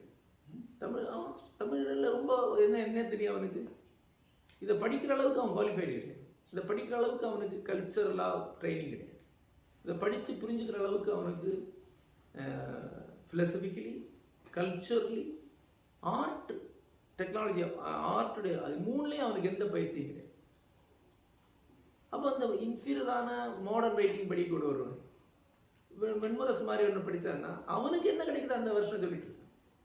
ஸோ ஒரு கம்ப்ளீட் எஜுகேஷன் தான் தேவை. அதில் philosophy, art, particularly traditional and art, and ஒரு அளவுக்கு வந்து மற்ற எல்லா கோர்சஸ், அதாவது ரிலீஜியஸ் கோர்ஸ், இதெல்லாம் கூட ஒரு காம்பவுண்டான ஒரு ட்ரைனிங் வேணும். என்ன பண்ணுறது, அப்போ தான் வந்து யூனிஃபைடு விஸ்டம் ஒன்று தொடங்கலாம் அப்படின்னா. யூனிஃபைடு விஸ்டம்ங்கிறது நித்திய சைதன்யத்தியுடைய ஒரு யூனிஃபைடு விஸ்டம்ங்கிறது அவருடைய வார்த்தை தான். அவர் தான் உனக்கு வந்து ஆர்ட் தியரி புரியலைன்னா நீ நாவல் படிக்க முடியாது. பெயிண்டிங்கில் தியரி உனக்கு சுத்தமாக தெரியாதுன்னா நீ நாவலே படிக்க முடியாது. இது அவரு தான் திருப்பி சொல்லிட்டு. மியூசிக்கில் தியரியோ ஒன்றுமே தெரியாது அப்படின்னா நீ படிக்கிற இன்ஃபீரியர் நாவலுங்கிறது இன்ஃபீரியர் நாவல். அவன் எவ்வளோ மாஸ்டராக தான் நீ படிக்கிறது இன்ஃபீரியர் விஷயம். So it's a whole. இப்போ without philosophy there is no literature. Without philosophy literature படிக்கிறவனுக்கு லிட்ரேச்சர் கடல்லேருந்து ஒரு மக்களை கொஞ்சம் தண்ணி எடுத்து வர மாதிரி தான் லிட்ரேச்சர் படிச்சாங்க. அப்போ ஒரு ஹோலிஸ்டிக் நாலேஜ் தான் அவர் கொடுக்க ட்ரை பண்ணார். அவர் ஹோல்சேலே வச்சுருந்துச்சு. ஸோ அதை கண்டினியூ பண்ணலாங்கிற எண்ணம். அப்புறம் ரெண்டாவது வந்து இந்த ஐடியாவோட அங்கே ஒரு நித்யா பேரில் நித்யவனம் அப்படின்னு ஒரு இடம் ஸ்தாபனம் பண்ணேன். கிட்டத்தட்ட ஒரு 10 பில்டிங் இருக்குது. ஒரு ஒரு 100 பேர் 70-80 பேர் கம்ஃபர்டபுளாக தங்கலாம். கிச்சன், அப்புறம் இது டைனிங் ஹால், மீட்டிங் ஹால் எல்லாமே இருக்குது. ஒரு ஃபென்ஸ்டு ஃபாரஸ்ட்டு தான், ஒரு பிளான்டேஷன். 70% மேலே ரியல் ஃபாரஸ்ட். கொஞ்சம் பகுதியில் தான் இருக்குது, மற்ற எல்லாமே அப்படி ஃபாரஸ்ட் டெவலப் இருக்குது. ஒரு ஸ்ட்ரீம் உள்ளே போகுது. ஸோ ஒரு வனம் வேணும், அதுதான். இப்போ ரீசெண்டாக இப்போ வந்து அப்போ அங்கே இந்த கோர்சஸ் நடத்தலாம் அப்படின்னு முடிவு பண்ணேன். வாரத்துக்கு ஒவ்வொரு வாரம் முடிவுல ஒரு கோர்ஸ் நடக்குது. இப்போ இதில் என்ன நடக்குதுன்னா, இப்போது இந்திய தத்துவ வகுப்பு நடக்குது, வெஸ்டர்ன் தத்துவ வகுப்பு நடக்குது, மேலே ஓவியக்கலையுடைய தியரி அண்ட் ஏஸ்தட்டிக்ஸ் சொல்லிக் கொடுக்கக்கூடிய வகுப்பு மணிகண்டன், இந்தியன் ஆர்ட்டுடைய தியரி அண்ட் ஏஸ்தட்டிக்ஸ் சொல்லிக் கொடுக்குற வகுப்பு ஜெயக்குமார், அப்புறம் இஸ்லாமிய சூஃபி விஸ்டம் நடத்துகிறார், அப்புறம் Christian Bible aesthetics and spirituality Bible வந்து ஒருத்தர் நடத்துகிறார், அப்புறம் புத்திஸ்ட் சென் புத்திசா அண்ட் புத்திஸ்ட் விஷன் நடத்தக்கூடிய ஒருத்தர் நடத்துகிறார், ஜெயினுக்கு ஆளை தேடுறது கிடைக்கல, சைவ சித்தாந்த ஒருத்தர் நடத்துகிறாரு, வைஷ்ணவத்துக்கு தேடினா ஆள் கிடைக்கல, அது மேலே யோகா அண்ட் தியானா வகுப்புகள் நடத்துகிறோம். ஸோ இது வந்து ஒரு கோர்சஸ் ஆனது. இப்போது கிட்டத்தட்ட 120 வாரம் முடிஞ்சிருச்சு. 120 கிளாஸ் நடத்தியிருக்கோம். எல்லா வாரமும் 120 கிளாஸ் நடத்தியிருக்கோம். சராசரி ஒரு கிளாஸில் வந்து 30-50 பேர் கலந்து கொள்கிறாங்க. அது தொடர்ந்து நடந்துட்டுருக்கு. அப்புறம் ஆரம்பிக்கும்போது நம்ம ஒரு ட்ரீமோடு ஆரம்பிப்போம். நான் எப்போவுமே ரொம்ப ட்ரீமராகவும் ப்ராக்மேட்டிக்காக வருவேன். சின்ன அளவில் ஆரம்பிப்பேன். நான் நினச்சதை விடவும் அதனுடைய எஃபெக்டும் அண்டு பார்ட்டிசிபேஷனும் ரொம்ப கிராண்டாக தான் இருக்குது. ரொம்ப அதிகமான ஆட்களுடைய பார்ட்டிசிபேஷன், நிறைய பேர் வராங்க. தொடர்ந்து அதுக்கான ஒரு டிமாண்ட் இருந்துக்கிட்டே இருக்குது. ஆகவே வந்து சில கோர்சஸ்க்கெல்லாம் வந்து ஒவ்வொரு முறையும் சீட்டு அவைலபிளாக இருக்கு. ஒரு 1 வீக்குள்ளே முடிகிற சீட் முடிஞ்சிடும். இப்போது இதுக்கெல்லாம் ஆலயக்கலைக்கெல்லாம் வந்து நீங்கள் வந்த உடனே புக் பண்ணால் தான் கிடைக்கும், இல்லைன்னா கிடைக்கும். அவ்வளவு இன்டென்ஸாக போயிட்டு இருக்கு. அதில் ஒரு லிமிட்டேஷன் என்ன இருக்குன்னா, அதிகமாக வந்து பார்ட்டிசிபேட் பண்ண வேண்டிய வந்து யங்ஸ்டர்ஸ், ஸ்டூடெண்ட்ஸ், காலேஜ் ஸ்டூடெண்ட்ஸ், இந்த மாதிரி அவங்க அளவுக்கு ரெடியாக இருக்காங்க. ஆனால் அவங்களுக்கு பேரண்ட்ஸ்கிட்ட போய் இந்த கட்டணத்தை வாங்க முடியும். இந்த 3500 ரூபா 3 நாளுக்கு சாப்பாடு எல்லாம் 3500 ஃபீஸ் வச்சுருக்கோம், ஃபீஸ் பண்ணியிருக்கோம். அந்த 3500 ஃபீஸ் அவங்களுக்கு பேரண்ட்ஸ் வாங்க முடியும். இந்த ஒரு காரணத்தினாலே யங்ஸ்டர்ஸுடைய பார்ட்டிசிபேஷன் கம்மியாக இருக்குது. வரக்கூடிய அதே மாதிரி ஜாபில் இருக்கக்கூடிய வேலைக்கு போகக்கூடிய ஆளுக்கு தான் அதிகம் வராங்க. ஸோ அதனால் வந்து ஃப்யூச்சரில் இவங்களுக்கு இப்போவே ஸ்டூடெண்ட்ஸுக்கு இலவசம் தான். ஸ்டூடெண்ட் எழுதினா இலவசம் தான், அவங்க ஃப்ரீயாக ஃபுட்டு ஸ்டே எல்லாமே இலவசம். ஆனால் எனக்கு அஃபோர்டபுளாக இல்லை. ஆகவே வந்து ஒரு ட்ரஸ்ட் மாதிரி ஒன்று க்ரியேட் பண்ணி அவங்களுடைய எக்ஸ்பென்ஸை இந்த ட்ரஸ்ட்லேருந்து எடுத்துக்கிட்டால் அது இன்னும் வந்து அதிகமாக யங்ஸ்டர்ஸை உள்ளே கொண்டு வரலாம் அப்படின்னு நினைக்கிறேன். ஆனால் அது தொடர்ந்து இப்போ அதில் வரக்கூடிய ஒவ்வொரு பார்ட்டிசிபெண்ட்ஸ் சொல்லக்கூடியது வந்து அவங்களுக்கு ஒரு பெரிய ஐ ஓப்பனராக இருக்குங்க. இப்போ உதாரணமாக போன வாரம் வந்து மரபின் மைந்தன் முத்தையா வந்து மரபு இலக்கியத்தை வாசிக்கிறதுக்கான ஒரு கோர்ஸ் நடத்தியிருக்காங்க. 3 நாள் கோர்ஸ். எடுத்தெடுப்பில் ஒரு கண்ணாசன் பாட்டு தான் ஆரம்பிக்கிறேன். கண்ணாசன் சினிமா பாட்டு இல்லை, கண்ணாசன் கவிதை. கண்ணாசன் கவிதை நீங்கள் கேட்டோடனே புரியும். அதுக்கு நீங்கள் பொருள் விளக்கம், பதவுரை, பொழிப்புரை தேவையே கிடையாது. அந்த சந்தம் வந்து உங்களை அவ்வளோ அட்ராக்டிவ். அதுக்கப்புறம் அப்படியே ஆகாசம் பட்டு சேஷாசலம் அப்படியே பின்னால் போகிறாரு. போய் குற்றால குறவஞ்சி போய் 3ஆவது நாளைக்கு சங்க இலக்கியத்துக்கு வர்றாரு. அதுக்குள்ளே இவன் வந்து சங்க இலக்கியத்துக்கு வரக்கூடிய மைண்டுக்கு வந்துட்டான். அப்போ ஒரு மரபிலக்கிய கோர்ஸுக்கு யங்ஸ்டர்ஸ் கிட்டத்தட்ட 16 ஸ்டூடெண்ட்ஸு பார்ட்டிசிபேட் பண்ணாங்க. அவங்க எல்லாருமே ஒரு எக்ஸைட் கொடுப்பாங்க. அவங்க எல்லாம் லைஃப் லாங் இனி மரபிலக்கியம் படிக்கக்கூடியவங்க. இப்படி கோர்ஸ் நடத்த முடியும். அதுதான் இப்போ பண்ணிட்டு இருக்கோம். அதுதான் யூனிஃபைடு விஸ்டம். அது அந்தியூருக்கு ஈரோட்டுக்கு மேலே அந்தியூர் இடம் இருக்குது. அந்தியூருக்கு மேலே ஏற்காடு அதே ஹைட், அதில் வெள்ளிமலை இருக்கிற இடத்துல இந்த இடம் இருக்கு. அதே யாரும் எதை கேட்டீங்க சொல்லி இன்னும் ஒரு கேள்வியோட ஒரு சிம்பிள் கேள்வி. சிம்பிள் கேள்வி நல்லா சொல்லணும். இல்லை, இது வரைக்கும் டிஸ்கஸ் பண்ணதை பார்த்தா ரொம்ப பயமாக இருக்குது. ஸோ இப்போ எனக்கு எப்படி இருக்குன்னா, இங்கே எல்லாரும் சுற்றிலும் ஆங்கிலமாக தான் இருக்குது, பார்த்துட்டு இருக்கோம். ஆனால் தமிழ் புஸ்தகம் படிக்கும்போது தான் ஒரு அணுக்கமாக இருக்குது. மீனிங் லைக் அது நம்ம வளர்ந்த சூழ்நிலை அப்படியா என்னன்னு தெரியல. ஸோ ஆங்கிலம் படிக்காதனால நிறைய இழக்கிறோம், அது ஒரு பக்கம். ஸோ அது பர்சனலாக எனக்குள்ள ப்ராப்ளமா இல்லை ஜென்ரலாகவே வந்து சரி ஃபார் எக்ஸாம்பிள் நீங்கள் வந்து கொடுக்குறீங்க இல்லையா யூனிஃபைட் சிஸ்டமில் இப்போ ட்ரான்ஸ்லேஷன்லாம் பண்ணி கொடுக்குறீங்க, கீழே லிங்கே கொடுக்குறீங்க தமிழில் எழுதுனது. ஸோ அது ரெண்டையும் போய் படித்து பார்க்குறேன். ஒருவேளை தமிழில் படிக்கும்போது வர்ற ஒரு அணுக்கம் வந்து இதில் வருதா அப்படிங்கிற மாதிரி. ஆங்கிலத்தில் இருக்க வேகமாக படிக்க முடியுது. ஆனால் அந்த தமிழில் கரெக்டாக அந்த இப்போ ரீசெண்டாக கூட தங்க திருவோட்டில் தங்க காசு போடுறதுங்கிற மாதிரி ஒரு டிரான்ஸ்லேஷன் வந்துருந்துச்சு. தமிழில் படிக்கும்போது அந்த இருக்கிற ஒரு என்ன சொல்கிறது, உச்சம்னு சொல்லுவீங்களே நீங்கள், அது வந்து ஆங்கிலத்தில் படிக்கும்போது வரமாட்டேங்குது. அது ஏன் அப்படி ஒரு அது பர்சனல் ப்ராப்ளம்னா இல்லை பர்சனல் ப்ராப்ளம் தான். அதாவது உங்கள் மைண்டு எந்த மொழியில் இயல்பாக ஃபங்க்ஷன் பண்ணுதோ அதுதான் உங்களுக்கு மைண்டுடைய லாங்குவேஜ். அந்த மைண்ட் லாங்குவேஜில் ஒரு விஷயம் இருக்கும்போது உங்களுக்கு ஈஸியாக அது கம்யூனிகேட் ஆகும். ரெண்டாவது, ஒரு மொழிக்கு ஒரு இன்னர் ரிதம் இருக்கு, ஒவ்வொரு மொழிக்கு இருக்கு. தமிழுடைய இன்னர் ரிதத்துக்கு நீங்கள் பழகிருக்கீங்க அல்லது அது உங்களுக்கு பிடிச்சிருக்கு, அது உங்களுக்கு. ஆகவே அது அந்த அந்த அந்த சென்டென்ஸ் ஸ்ட்ரக்சரே உங்களுக்கு ஸ்வீட்டாக தங்க திருவோட்டில் தங்க காசுகளை போடுவது போல தான் அப்படிங்கிற வரையும் வந்து உங்களுக்கு ஒரு பெரிய இதாக.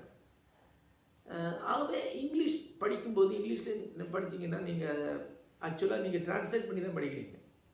நீங்கள் நம்ம எல்லாருமே இங்கிலீஷ் படிக்கும்போது ட்ரான்ஸ்லேட் பண்ணி தான் படிக்கணும் ஆட்டோமேட்டிக்காக தமிழுக்கு.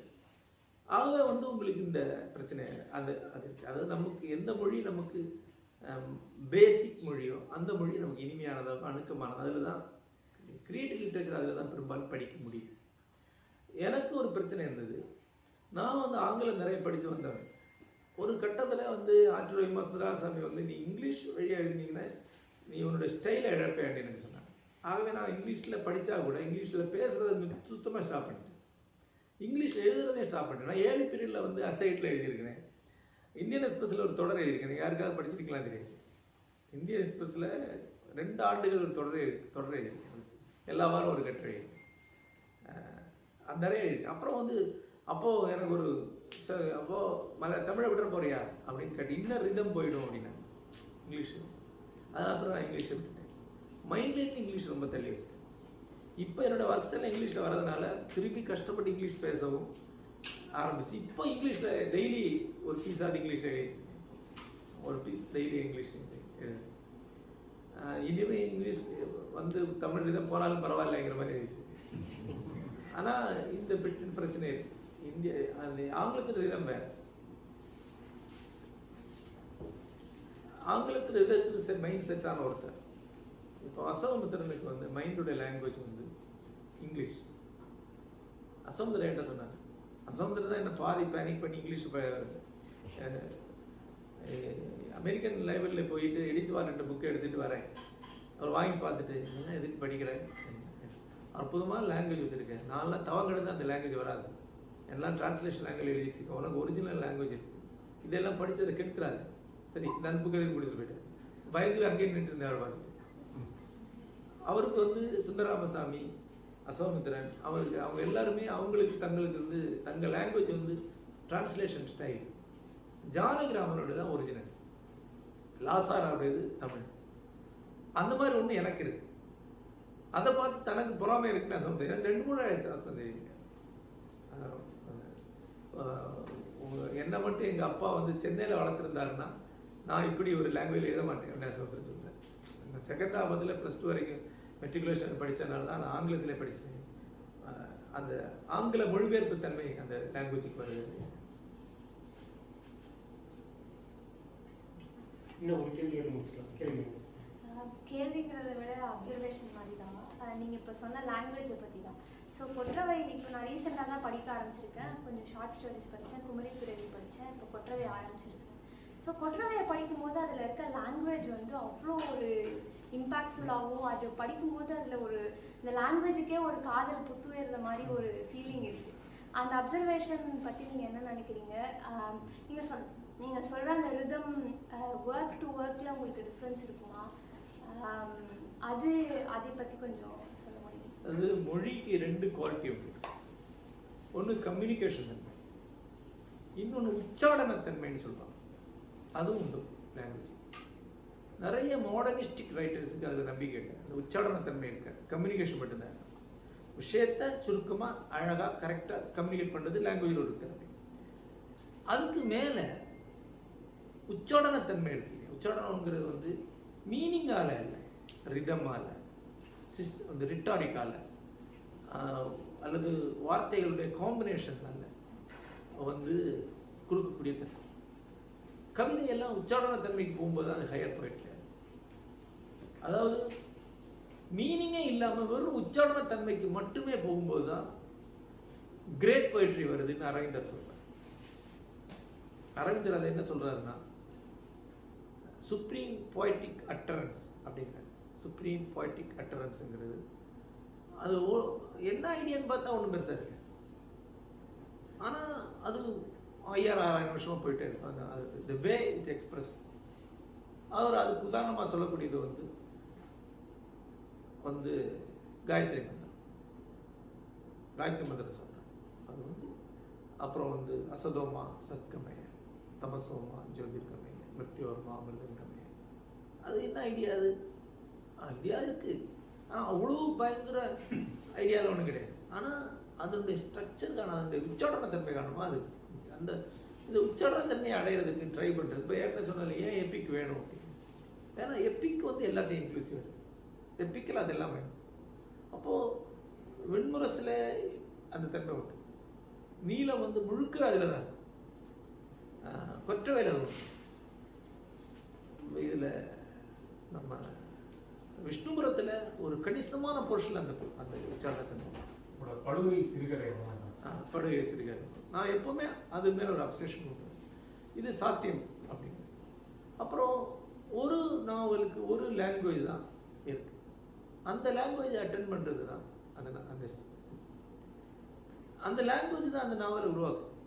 நான் ஒரு நாவல் எழுதுனா அந்த லாங்குவேஜை கைவிட்டுருவேன். இப்போ விஷ்ணுபுரத்துடைய லாங்குவேஜில் அதுக்கப்புறம் எதுவுமே எழுதுவேன் மட்டும் இல்லை, அதை கைவிடணுங்கிறதுக்காக கிட்டத்தட்ட ஒரு 20-25 த்ரில்லர் நாவல் ஆங்கிலத்தில் படித்து அதுக்கப்புறம் தான் அது மைண்டு க்ளீன் பண்ணிட்டு அதுக்கப்புறம் பின்தொடர்ந்து எழுதுக்கொள்ள. அது மாதிரி வெண்முறை செய்தி முடிச்ச உடனே அந்த லாங்குவேஜை முழுக்க வாஷ் அவுட் பண்ணி தான் அந்த 136 கதையை எழுது. அந்த டூல் அந்த நாவலுக்கு, ஏன்னா அந்த மந்திரம் அந்த நாவலுக்கு.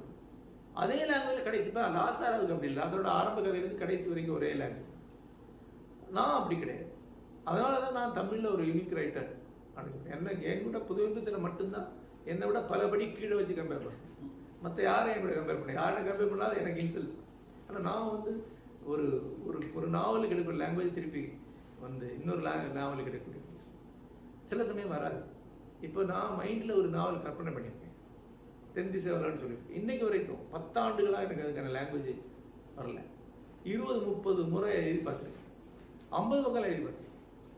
ஆனால் அது வரலன்னு ஒன்றும் பண்ண முடியாது. ஒருவேளை நான் எழுத முடியாமலே இறந்து போகக்கூடிய வாய்ப்பு இருக்குது, அது ஒன்றும் பண்ண முடியாது. ஆனால் வருது, வந்தால் இட்ஸ் ஓகே. ஒற்றவை ஒரு 6-7 முறை வெவ்வேறு கோணத்தில் எழுதி பார்த்துருக்கேன், அது செட் ஆகலை. ஆனால் இந்த லாங்குவேஜ் வரும்போது அது அந்த நாவலை வந்து அது நிறுவுது. அது வந்து கொற்றவைக்கான லாங்குவேஜ். கொற்றவை முடிஞ்சோன்னா அதுக்கு இன்னொரு நாவலை அந்த டூலில் எழுதி பார்க்கக்கூடாது, எழுத முடியாது, எழுதக்கூடாது. ஆகவே அந்த லாங்குவேஜ் தான் அந்த நாவலை அந்த லாங்குவேஜ் அந்த நாவலை பிரிக்க முடியும். அந்த உச்சாரண தன்மை ஒன்று இருக்காது.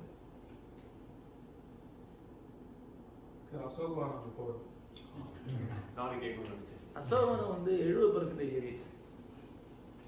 அப்புறம் அது அங்கே பிரேக் ஆயிடுச்சு. இப்போ அது அந்த பிரேக்கான இடத்துலேருந்து ஸ்டார்ட் பண்ணணும்னா ஆரம்பத்துலேருந்து வந்து தான் ஸ்டார்ட் பண்ணணும். பிரேக்கான இடத்துலேருந்து தான் ஸ்டார்ட் பண்ணணும். திருப்பி ஆரம்பத்துலேருந்து ஒட்டுமொத்தம் ஒவ்வொரு சாப்டரையாக வந்து ரிவைஸ் பண்ணி பண்ணி பண்ணி பண்ணி அந்த டிப்பில் வந்து அது கண்டினியூ ஆச்சுன்னா இப்போ கிட்டத்தட்ட 1500 பக்கம் பிரிண்ட் அளவுக்கு கையில் இருக்குது. 15-20 வருஷமாக கையில் இருக்கு.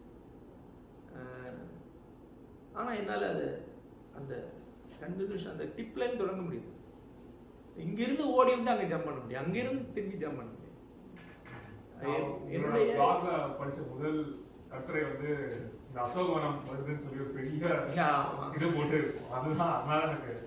அப்புறம் ஒன்று இருக்கு, சில ரைட்டர்ஸ் வந்து யோசிச்சு எழுதுறாங்க, யோசிச்சு ரீரைட் பண்ணி கரெக்ட் பண்ணி இதெல்லாம் எழுதுறாங்க. நான் அப்படி எழுதக்கூடிய ஆள். ஷார்ட் ஸ்டோரி எல்லாமே ஒன் சிட்டிங். இப்போ குமரி துறவி எல்லாம் வந்து ஒன் சிட்டிங் ரைட், ஒரு நாவலே ஒன் சிட்டிங் தான் எழுது.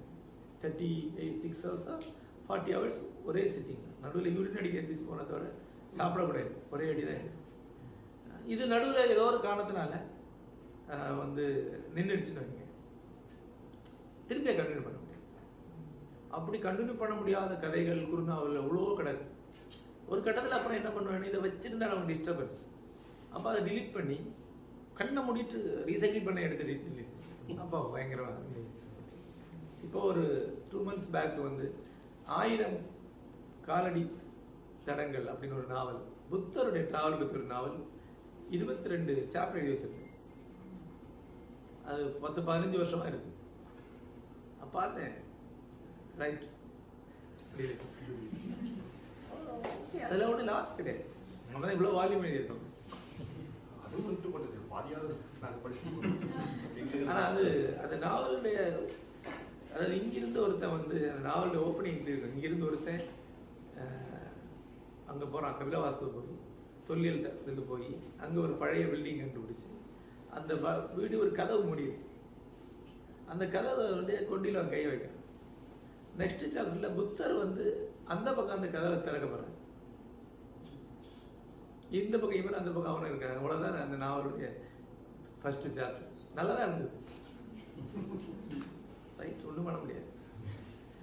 அது வராது. ஏன் வராது? பாதி நாவலா வெளியிட்டா அது சரியா இருக்குமா? மிச்சம் நீ கேட்பீங்க. அது ஒரு ஜனரா இருக்கும் போது அது ஒரு புது பகுதியா சாப்பிட்டுட்டே